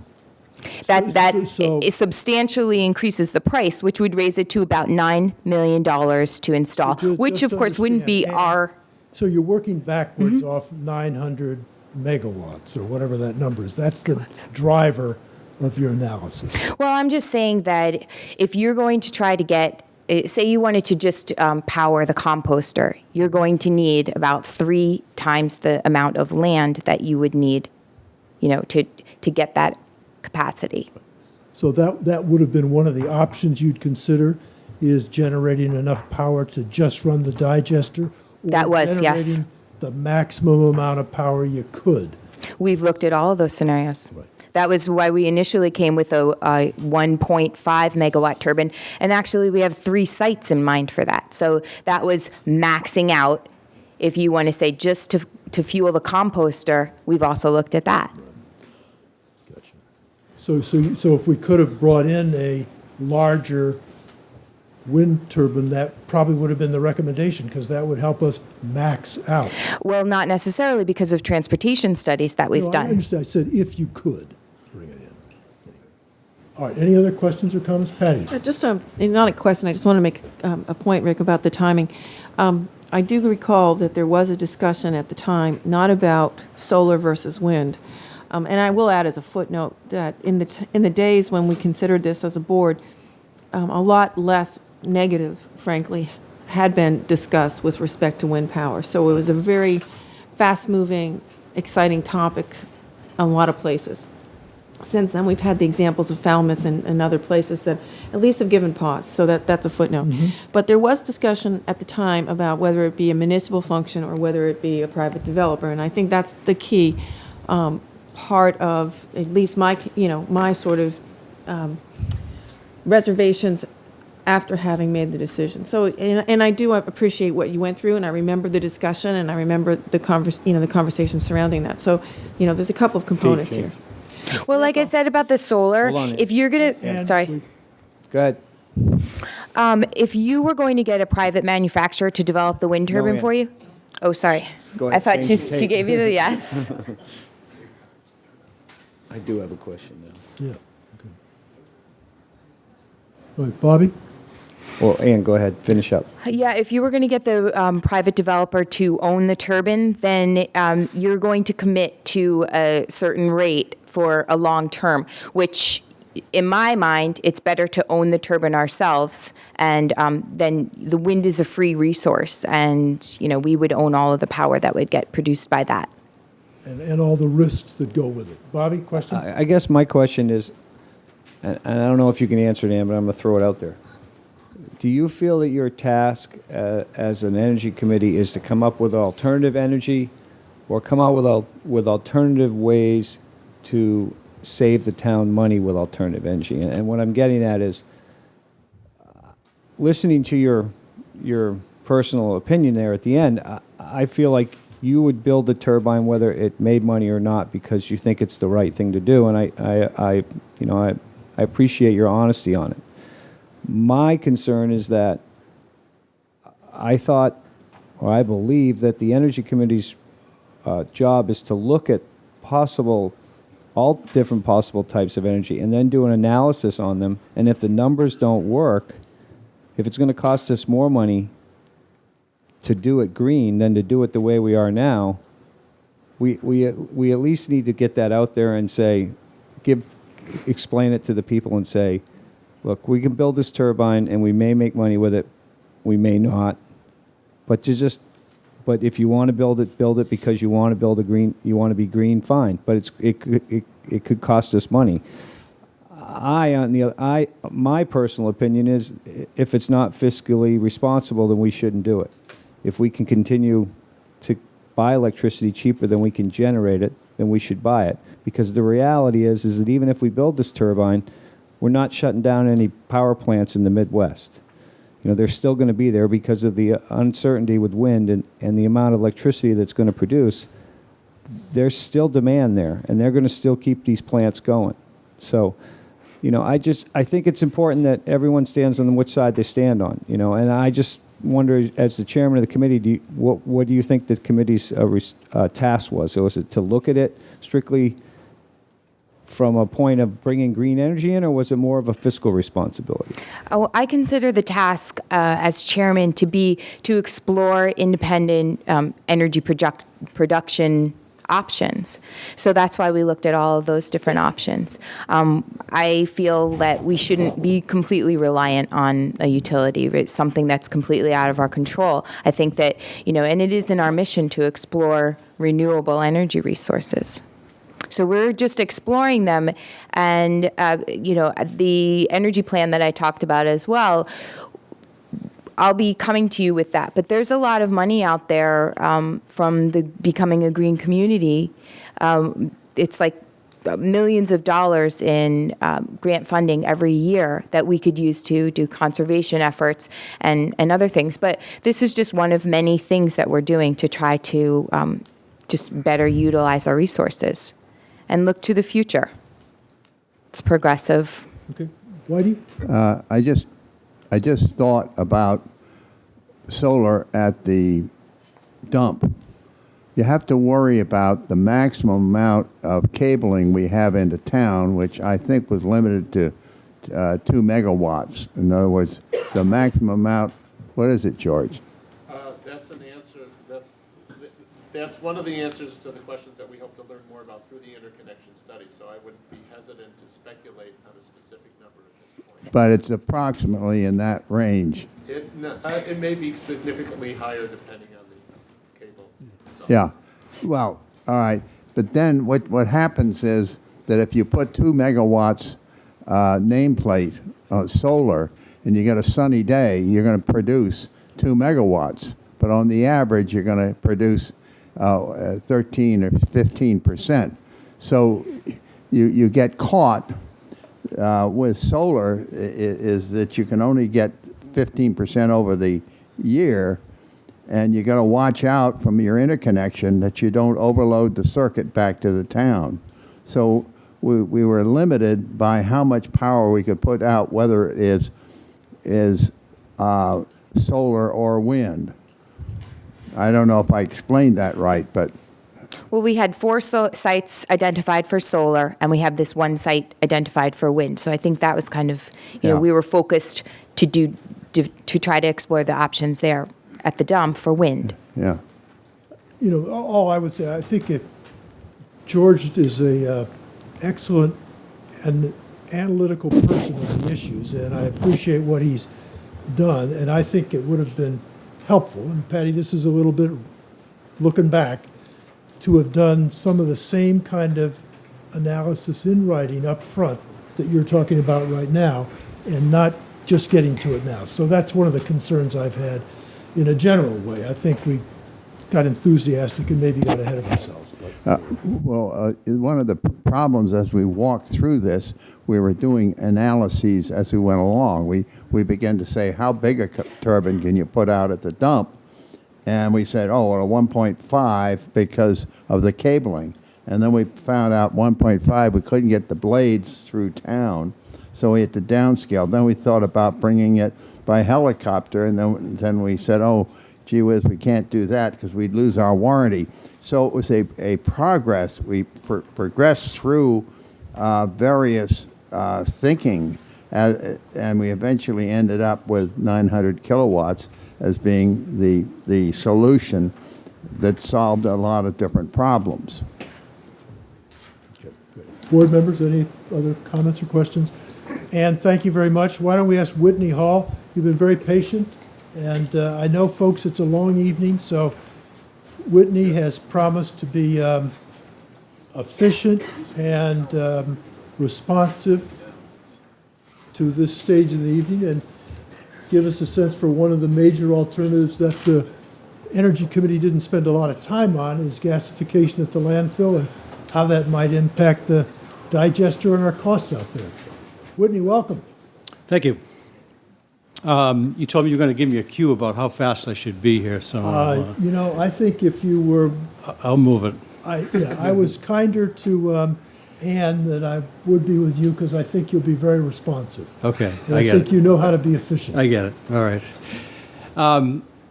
Just to go back, I was here in 2007, made a similar presentation. It obviously didn't go anywhere at the time, but the conditions that, the same set of circumstances exist now that existed then, where I still think this is something that could go forward. Just as a note, to give a summary of the thing, we're looking at a project that would probably be between 2 and 2.5 megawatts. This project would not qualify for renewable energy credits. It would not qualify for net metering, which to me means it's a project that has to stand on its own economics and is not subsidized in any way. So it's a little different from some of the other things we think. I think it's a good project, and I suspect the economics will be strong enough to justify it as a standalone project. The one thing it would do is the compost plant would be behind the meter, so that would be a premium for that energy. But that's it. No renewable energy credits. Let's go on. Just very quickly, the target of the facility would be just a couple components of the landfill. You've got the recycling center, the MRF, and that material all gets bundled up. It goes off the island. It brings. Has a dollar value when it's sold, so that's fine. That should just stay as it is. The rest of the landfill was kind of geared toward maximizing the amount of material that could remain on the island, which is the compost and leaf and yard waste and brush and all that, and that should continue. The two areas where you would like to get some material out of that is the landfill itself, which is a cost to the town, and that is presently the compost plant residuals. It's the plastic which goes into that. So we would take that material out as a very high BTU value, creates a good amount of energy for it. And of course the C&D, because that material, it goes off, you're paying to transport it and you're paying to dispose of it on the other end, somewhere in the order of transport and disposal, $130 a ton. That's the material would be an avoided cost, which we would capture in a project. So I'm showing just a schematic here. The gasification is just basically the thermal breakdown of material in the absence of a flame or absence of combustion. So what you end up with is carbon monoxide, hydrogen, and methane are the primary components, very similar to what's in a natural gas. There's a number of different types of gasification. There's pyrolysis, which is in the absence of oxygen. There's starved oxygen gasification, and there's plasma arc, or very high temperature gasification. We have focused in looking through some vendors on pyrolysis. In the absence of oxygen, it results in a smaller footprint, smaller machinery, and I think is suited for a small plant. But basically, the material goes in these in these tubes driven by an auger, and the heat is all around the outside. So the flame down here cannot get in contact with the material. It's heated in the first chamber to around 500 to 600 degrees, drives off the moisture, and then in the second phase, it's heated to around 1100 degrees, and that's where the gas, like a natural gas, is generated. There is some residual, and that's this char which comes out at the end. I'll show you a picture of that in a moment. And the other important part of the whole system is the cleanup of the gas on the back end. There's tars and sulfurs and, some things that have to be removed for two reasons. One, for emissions to the environment, and the second one is just to allow the internal combustion engine to operate properly without getting itself fouled up. I'll go through this really quickly, but this is the full scheme of it. You can see the material is heated up. These are the two retorts. Steam and volatiles come off the first section, and then the cleanup itself is a dust separator, a water scrubber, and then a condenser and demister to take any moisture out of the gas. It goes into storage, and then eventually gets burned in an internal combustion engine with a generator on it, electricity out the back. So you've got some thermal exhaust from the burner and from the engines. You've got water, which needs to be treated to take out some hydrocarbons and tars that are in the water. And you've got about 15% of char, which is the non-gasifiable materials in the waste stream. We've actually looked at, we've been at it since '07 at a number of different vendors. This is one we've kept an eye on since then.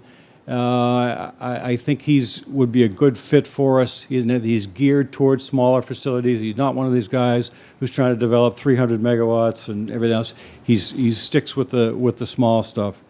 And you can see up till recently, his stuff has been very small. I mean, I've seen this facility in California, which is 1,500 pounds per hour. Really, what we're looking at is 2 units that are 2,000 pounds an hour, so similar size unit, 1 ton an hour units. And he's developed these through the years, and now he's at a point where he's got orders now, including deliveries that are right in the size range that we're looking for.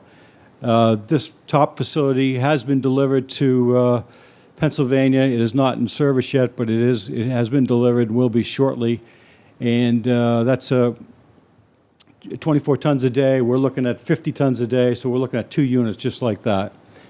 Another unit, that unit in Wisconsin, is a Department of Energy funded project, been through lots and lots of due diligence and independent engineers and prototype tests, and has all tested out extremely well. This unit going to Australia is also in the 1 ton a day category, right where we're looking for. And Aruba would also be a number of 1 ton an hour machines. So he's starting to produce things right in the range. We're getting comfortable that this is something that will have a proven track record that we can rely on. These are actually a couple of units from his shop. These were taken yesterday, and these are 1 ton an hour units. This is what we're looking for. There's 2 of them. That's pretty much what we'd be after. And if you look, this is the retort chamber or the auger chamber. The feed would come in here, and it would go through this machine slowly, and then come back out this way, and then the char would fall out. The gas would be drawn off the top. And that's the completed unit outside. Same thing, that same size. And these are the 2 auger units right there. So it's not a big unit, and the cost would be lower than many types of technology, which is kind of what attracted us to it. That is what the material coming out the end, the char, looks like. It's a charcoal-like substance.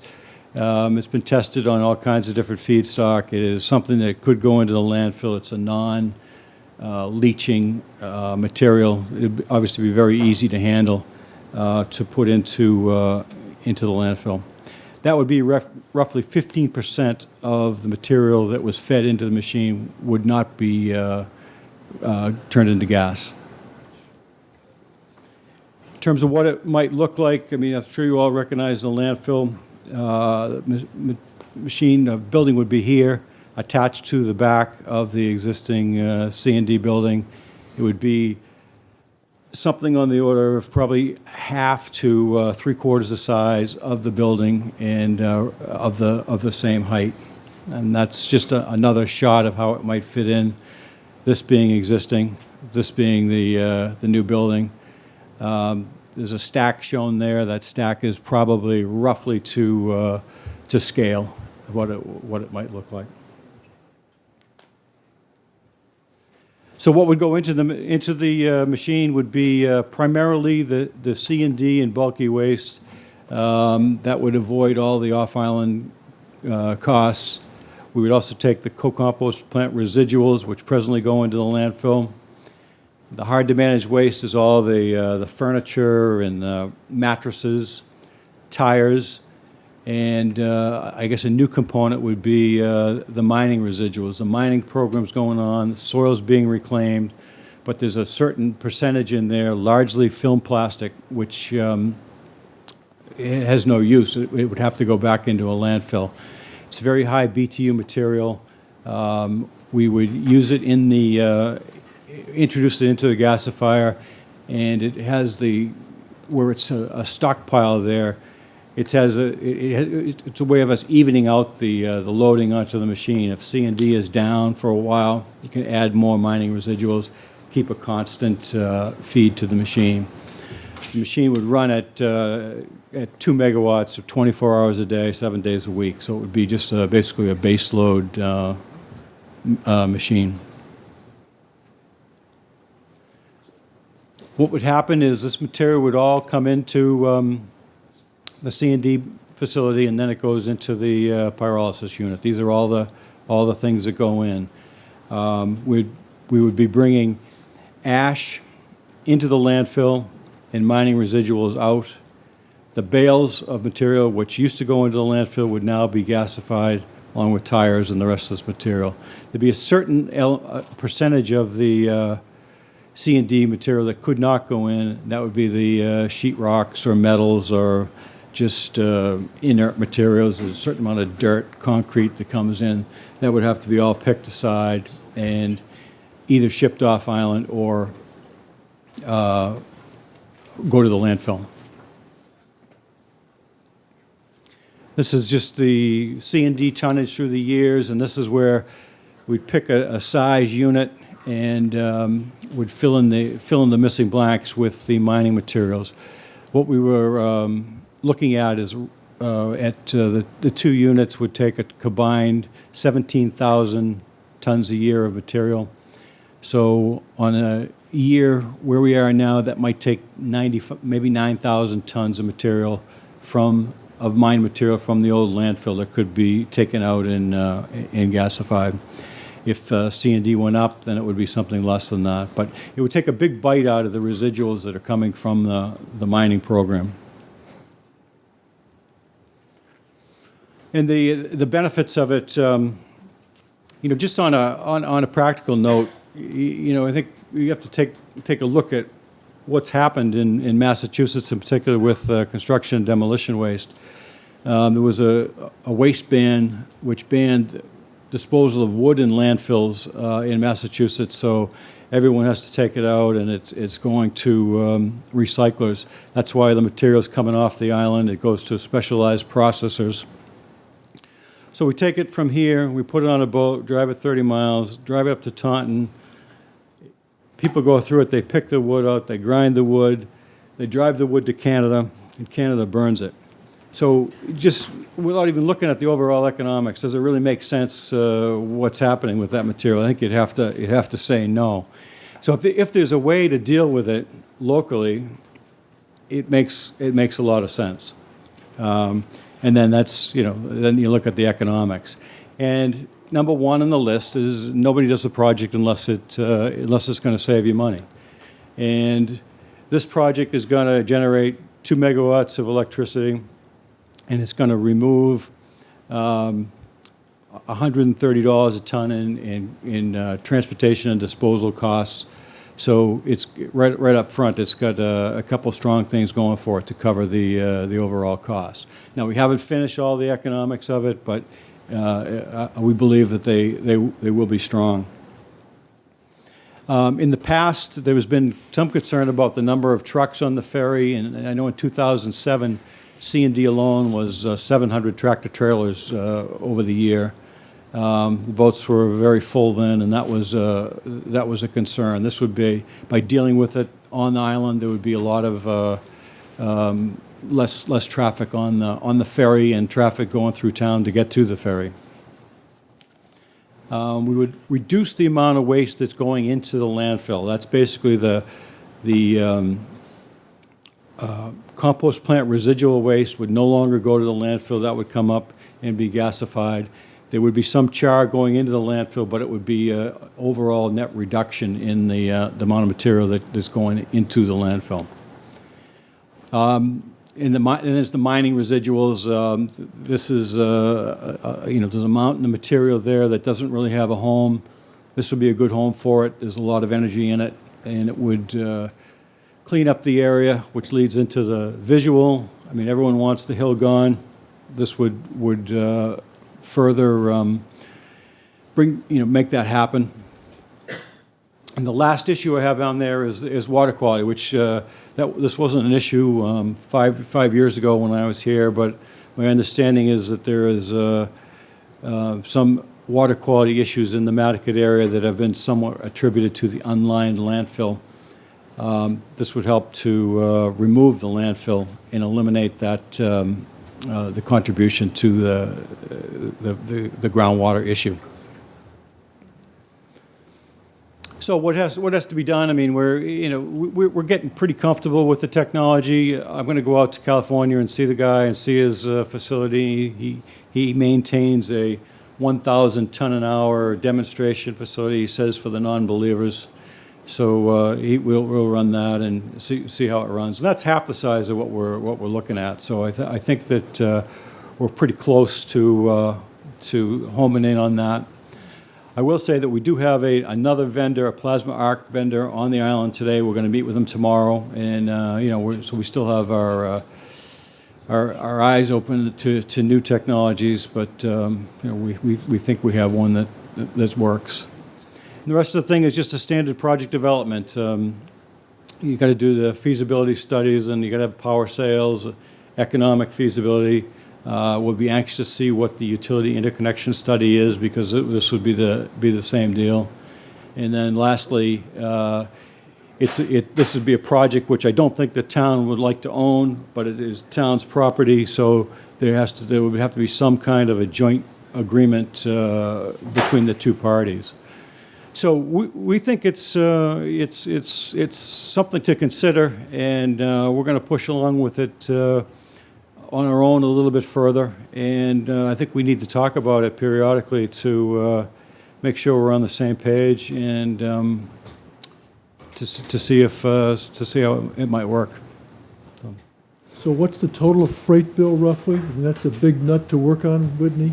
Well, it was $150, $130 a truck, but it adds up, right? Yeah, well, I think it was about $130 a ton, I believe. I'm going from memory from years ago, but so that's times whatever it is, six to 7,000 at this point. It's a big number, George. So, right? Over $1 million. Yeah. So it can that number alone can justify a capital investment. Just trying to get a sense for this. If something like this went forward, the idea of alternative energy, solar or wind or whatever, the energy wouldn't be used to save on the electric bill as much at the landfill.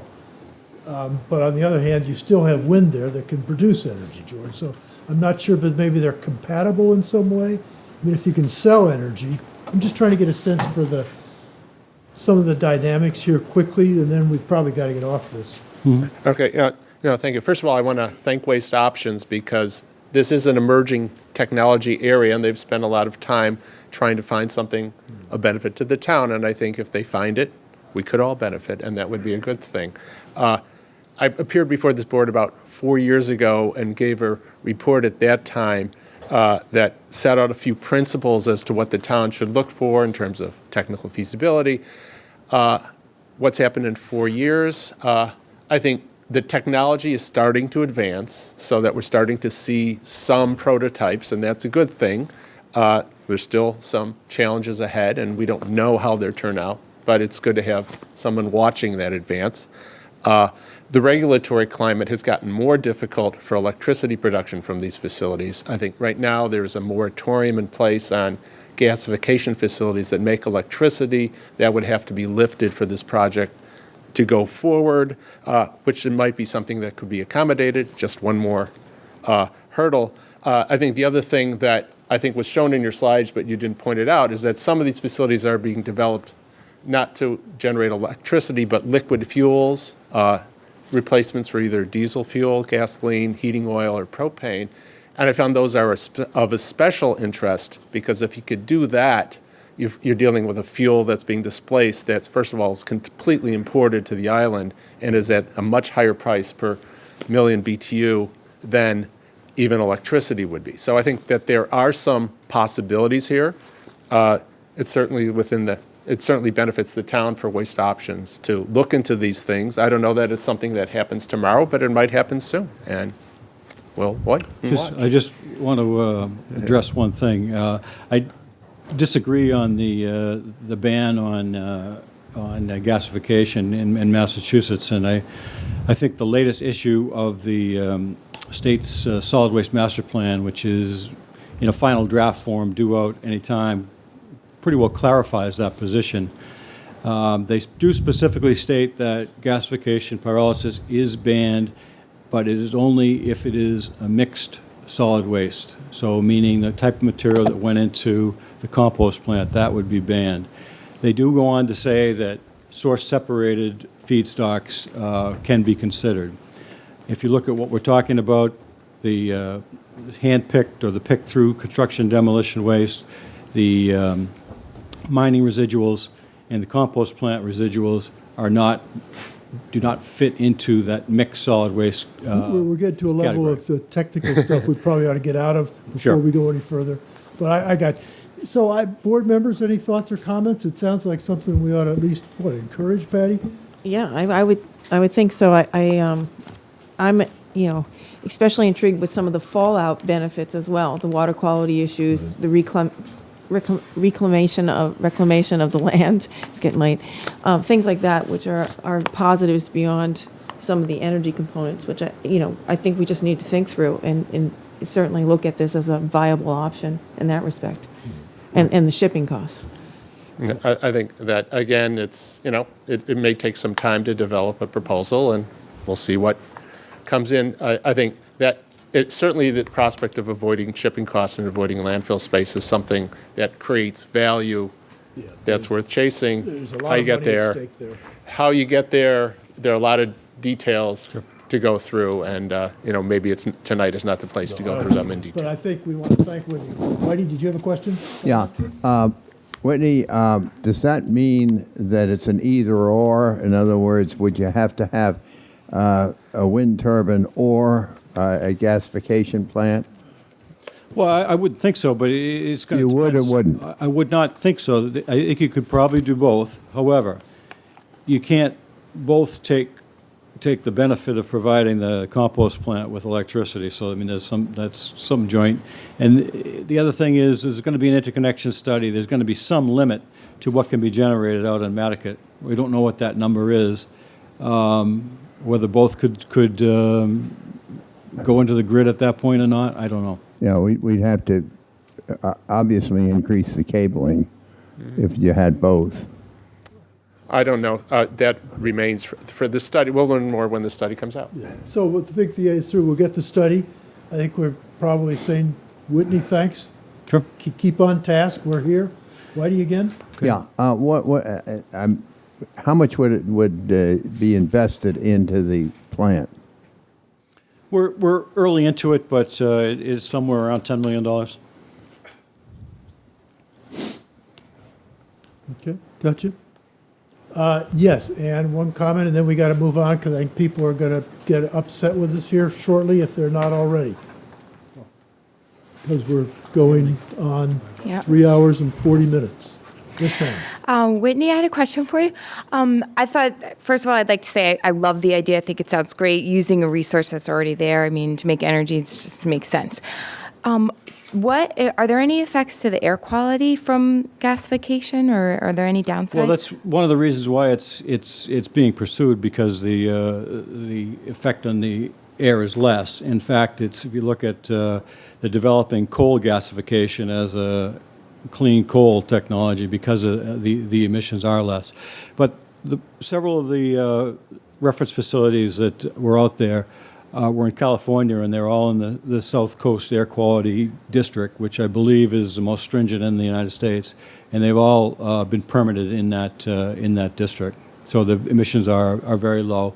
Certainly, it's something that has to be proven through the permitting process, but it's an advantage of the technology. The emissions are very low.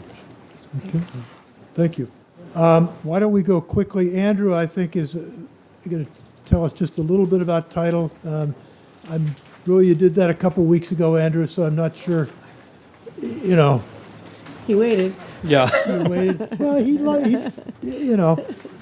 I'm pleased to be here, Mr. Chairman. So I just have a brief update for you, basically. I think you heard at the NP and EDC, and for the rest of the board members, this past fall, there was a tidal demonstration project in the Muskeget Channel. That effort developed between discussions that Nantucket and the town of Edgartown had, and with representatives from Bill Delahunt's office, Mark Forrest, and there was a group put together back in 2005. A lot of that came out of discussion about the ocean plan and what kind of renewable energy was being planned in the state's waters. At the time, when we partnered with this group, basically, we took on looking at offshore wind, basically in the south of Tuckernuck area, and that effort continues.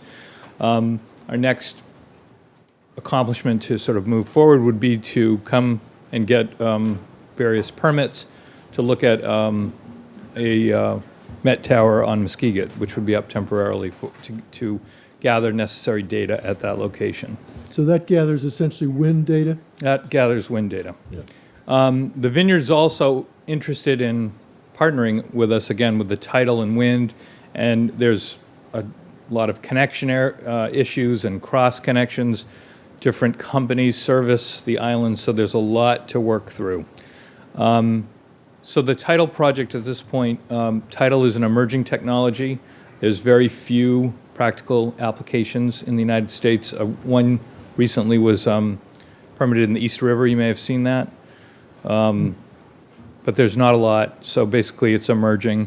The prototype that they tested, which was a scale model, did very well and generated electricity in an area that they weren't sure there was enough tidal flow to accommodate, so they proved that there was. This is in the Muskeget Channel? In the Muskeget Channel. Gotcha. And so there's further permitting that's advancing to federal agencies on that. So probably near term, we're talking that a ways out. We're talking a ways out, but I think there'll be further demonstrations again of a more accurate sized prototype to go there, and hopefully there'll be further developments. Gotcha.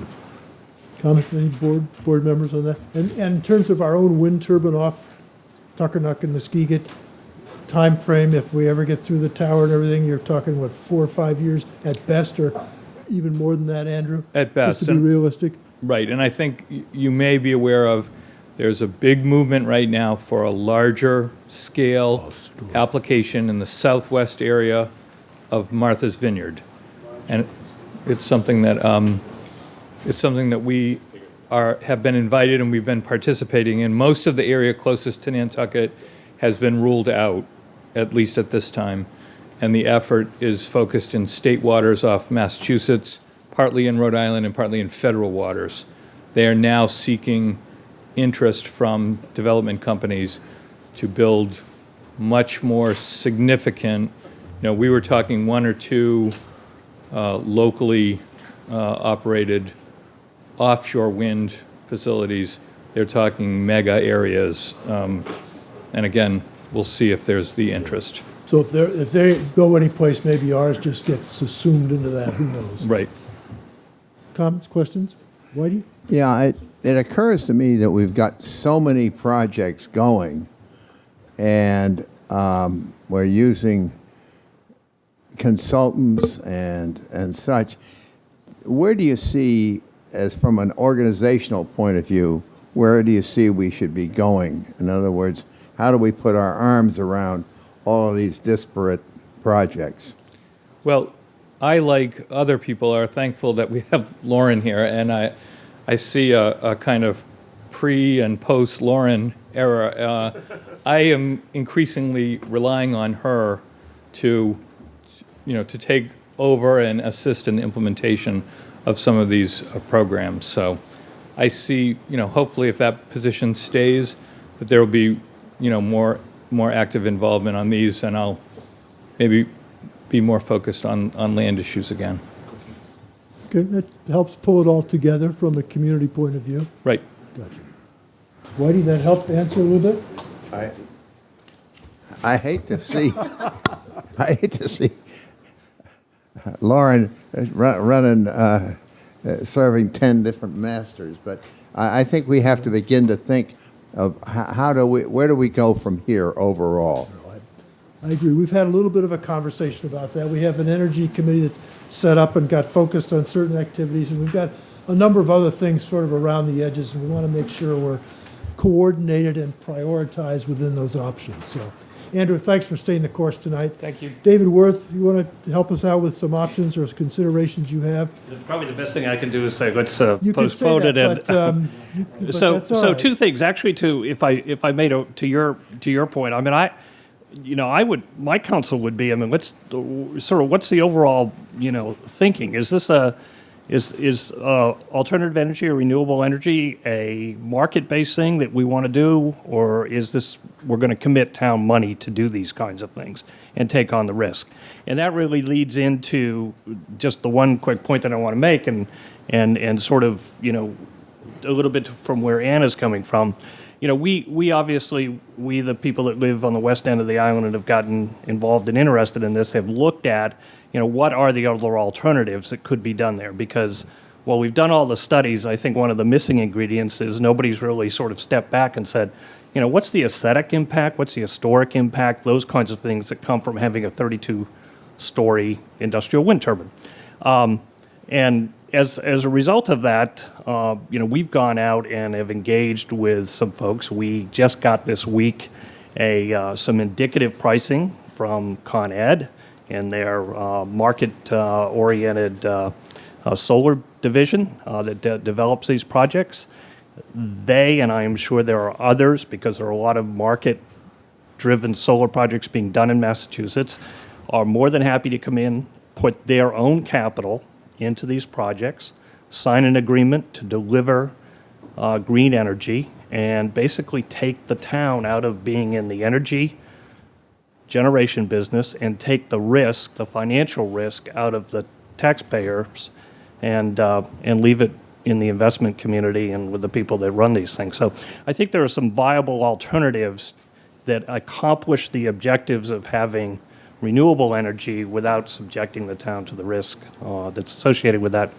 And with that, thank you very much, That's unless good. you have some questions. David, thank you. Any comments or questions? But I think obviously we're all trying to grapple with these issues, and height is a real concern, so let's not forget that's part of our problem here.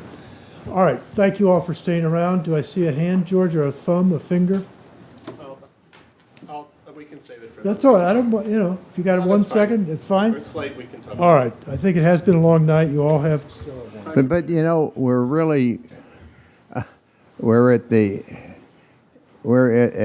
a stage where we really have to begin to make some big decisions, and we have to start talking about where do we go from here, and how are we going to process all of these different disparate. Well, all I could say, Whitey, to that is that at the moment, the Energy Committee and this board decided to proceed to town meeting with one of the alternatives. So if nothing else is going to happen, that is going to get debated and decided at town meeting. other than that, we do have to get our arms around the whole thing again, Whitey. If people vote to proceed, and I'm just giving you my take, that's where we'll be. If they don't, we got to step back and say, where do we go next? So that's my take. Bobby, any thoughts? No, I mean, You know, you're so- right. This is why I voted not to put it on town meeting floor this year, because I wanted to step back and look at the whole picture, but So that was two of them. it's So going now, So it's all teed up, Whitey. That's how it's going to go. Well, we got an opportunity, and we've gotten a lot of data here. Now, what are we going to do next? Well, we're going to go to town meeting, we're going to see what happens to the turbine, because if it gets approved, we have nothing else to put out, so let's get through the turbine, and then we'll figure out after town meeting what we're doing. They can kick the can downstream.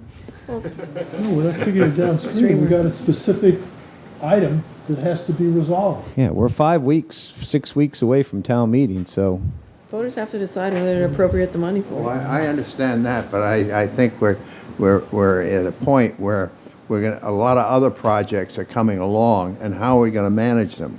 You know, we've got problems,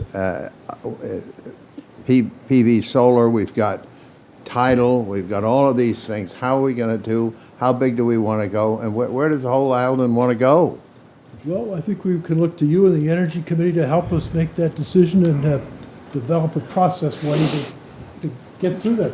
I would imagine question, but, that after town meeting, because everybody's focus right now is on this turbine, the Energy Committee, the subcommittees, Lawrence, let's get through town meeting, see whether it gets a thumbs up or a thumbs down, and then we'll take a sigh and start over in middle of March, right, guys? I mean, we can't do it all in 1 month here. So, yeah, I think that's the reality.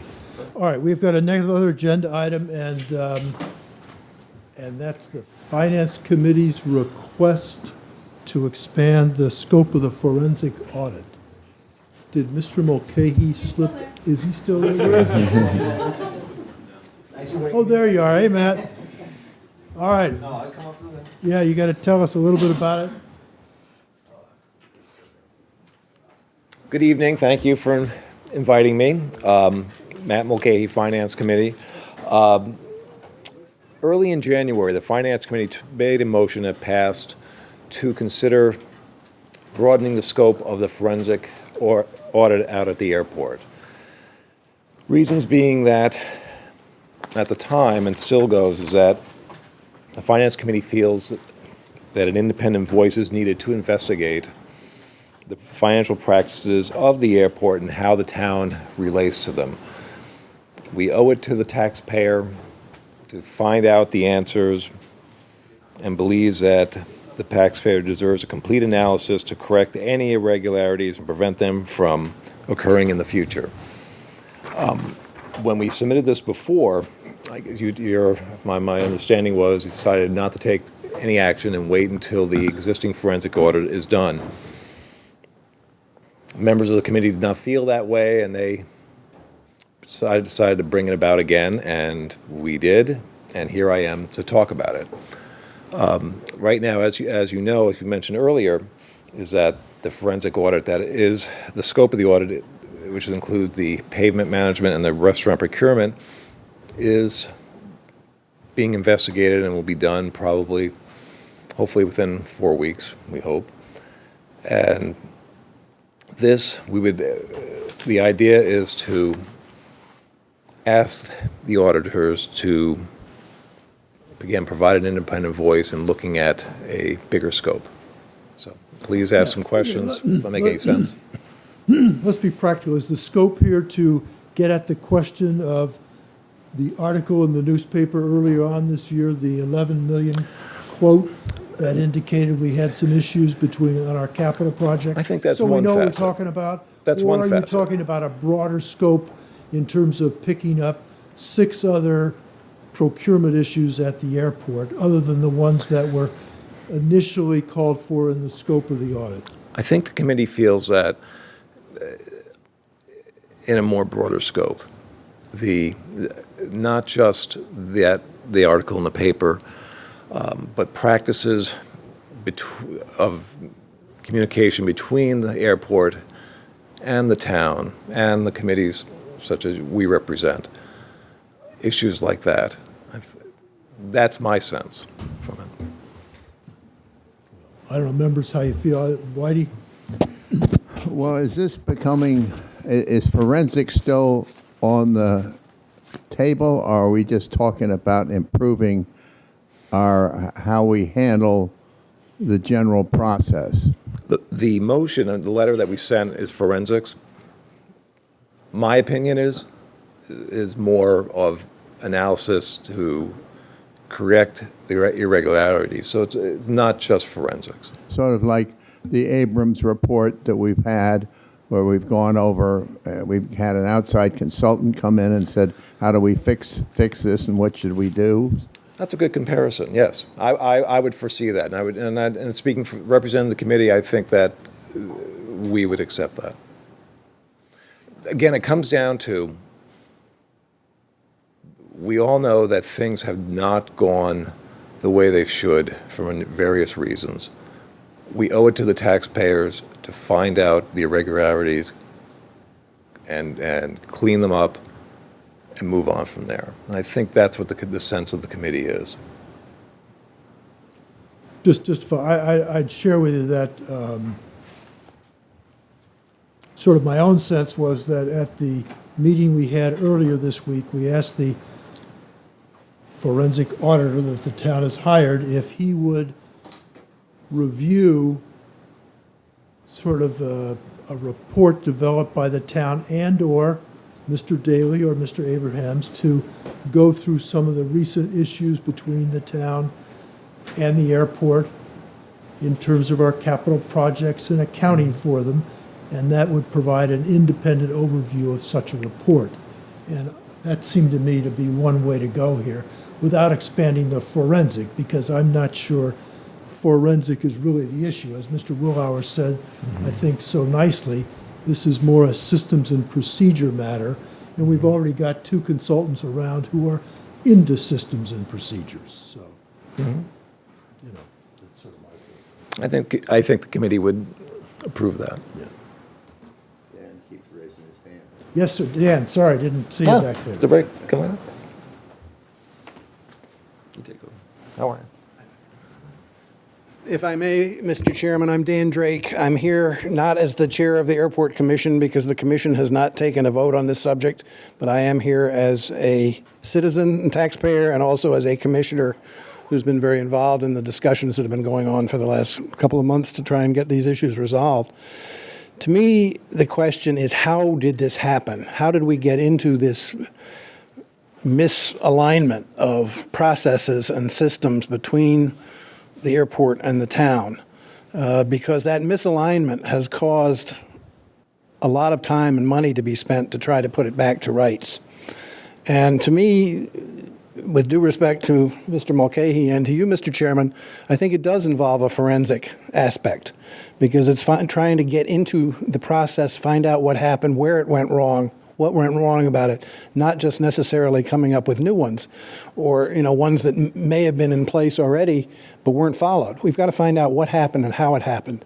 And I would support directing it in that kind of scope, solely in terms of the capital projects, the financing of the capital projects, the grants, the reimbursements, and how they were all handled within the overall finance realm, if you will, of the town and the airport.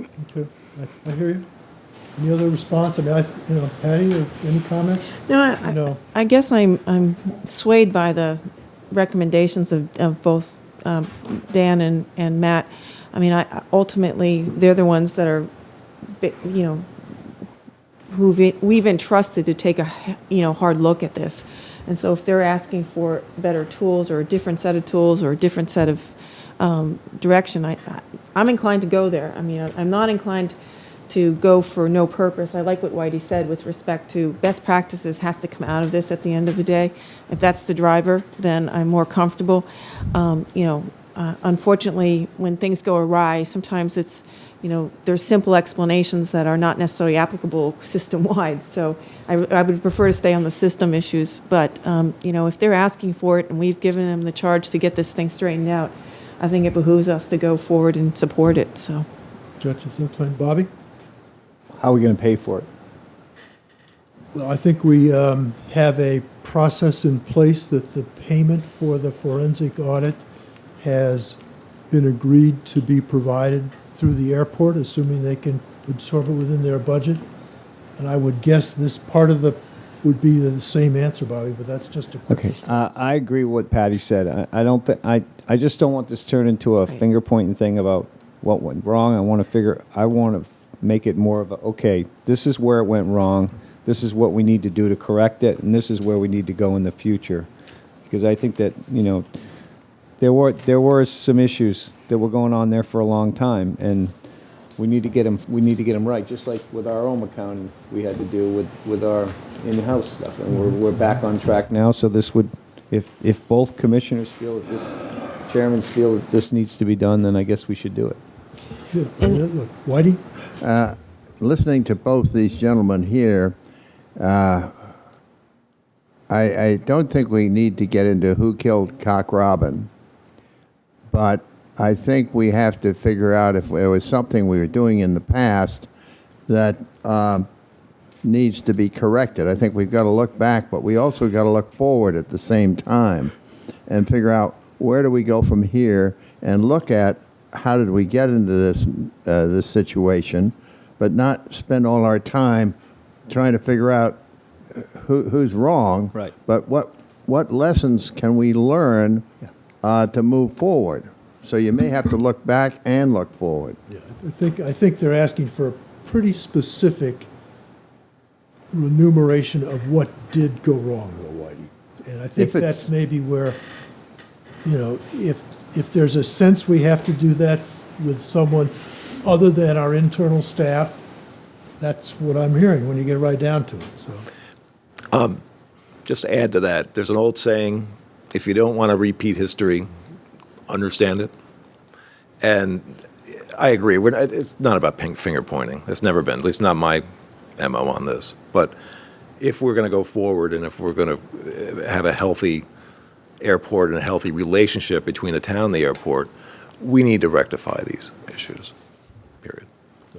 So it sounds like the board is generally supportive of asking the forensic auditor, and I don't think we really mean forensic in this sense, but to use his independent position to more thoroughly understand the course of events that took place and just lay them out and help us move forward. Is that Maybe we trying to should say it? ask as well, the Finance Committee, maybe working with Dan, I don't know if you want to include the Airport Commission when you have a conversation, to define the scope a little bit more, a little bit more definitively, I guess, but so that we can consider that. Because I think Bobby's question's a good one. I mean, what's it going to cost? And we don't want to go too far out there, and at the same time, we know we need to spend money if we're going to improve this. So I wouldn't mind a more specific scope as to, in the how-tos and, Speaking for the Finance Committee, I think we'd be more than happy to do that.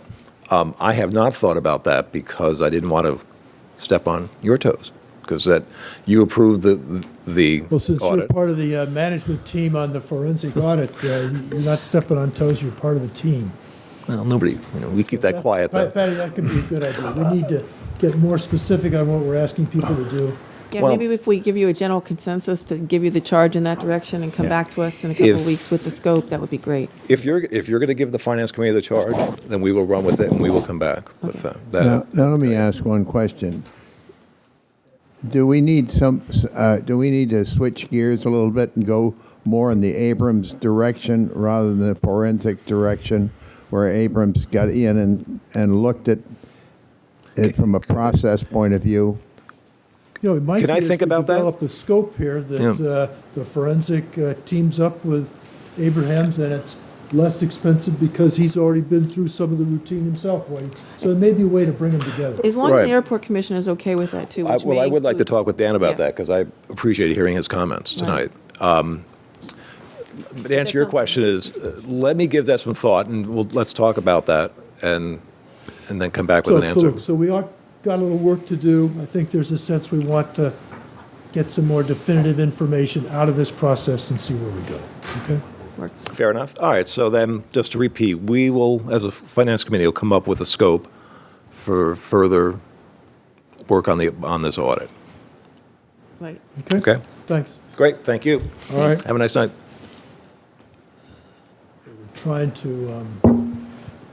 move on. Any committee reports, gentlemen, ladies? Hearing none. Do I hear a motion? Motion to adjourn. Oh, we're done.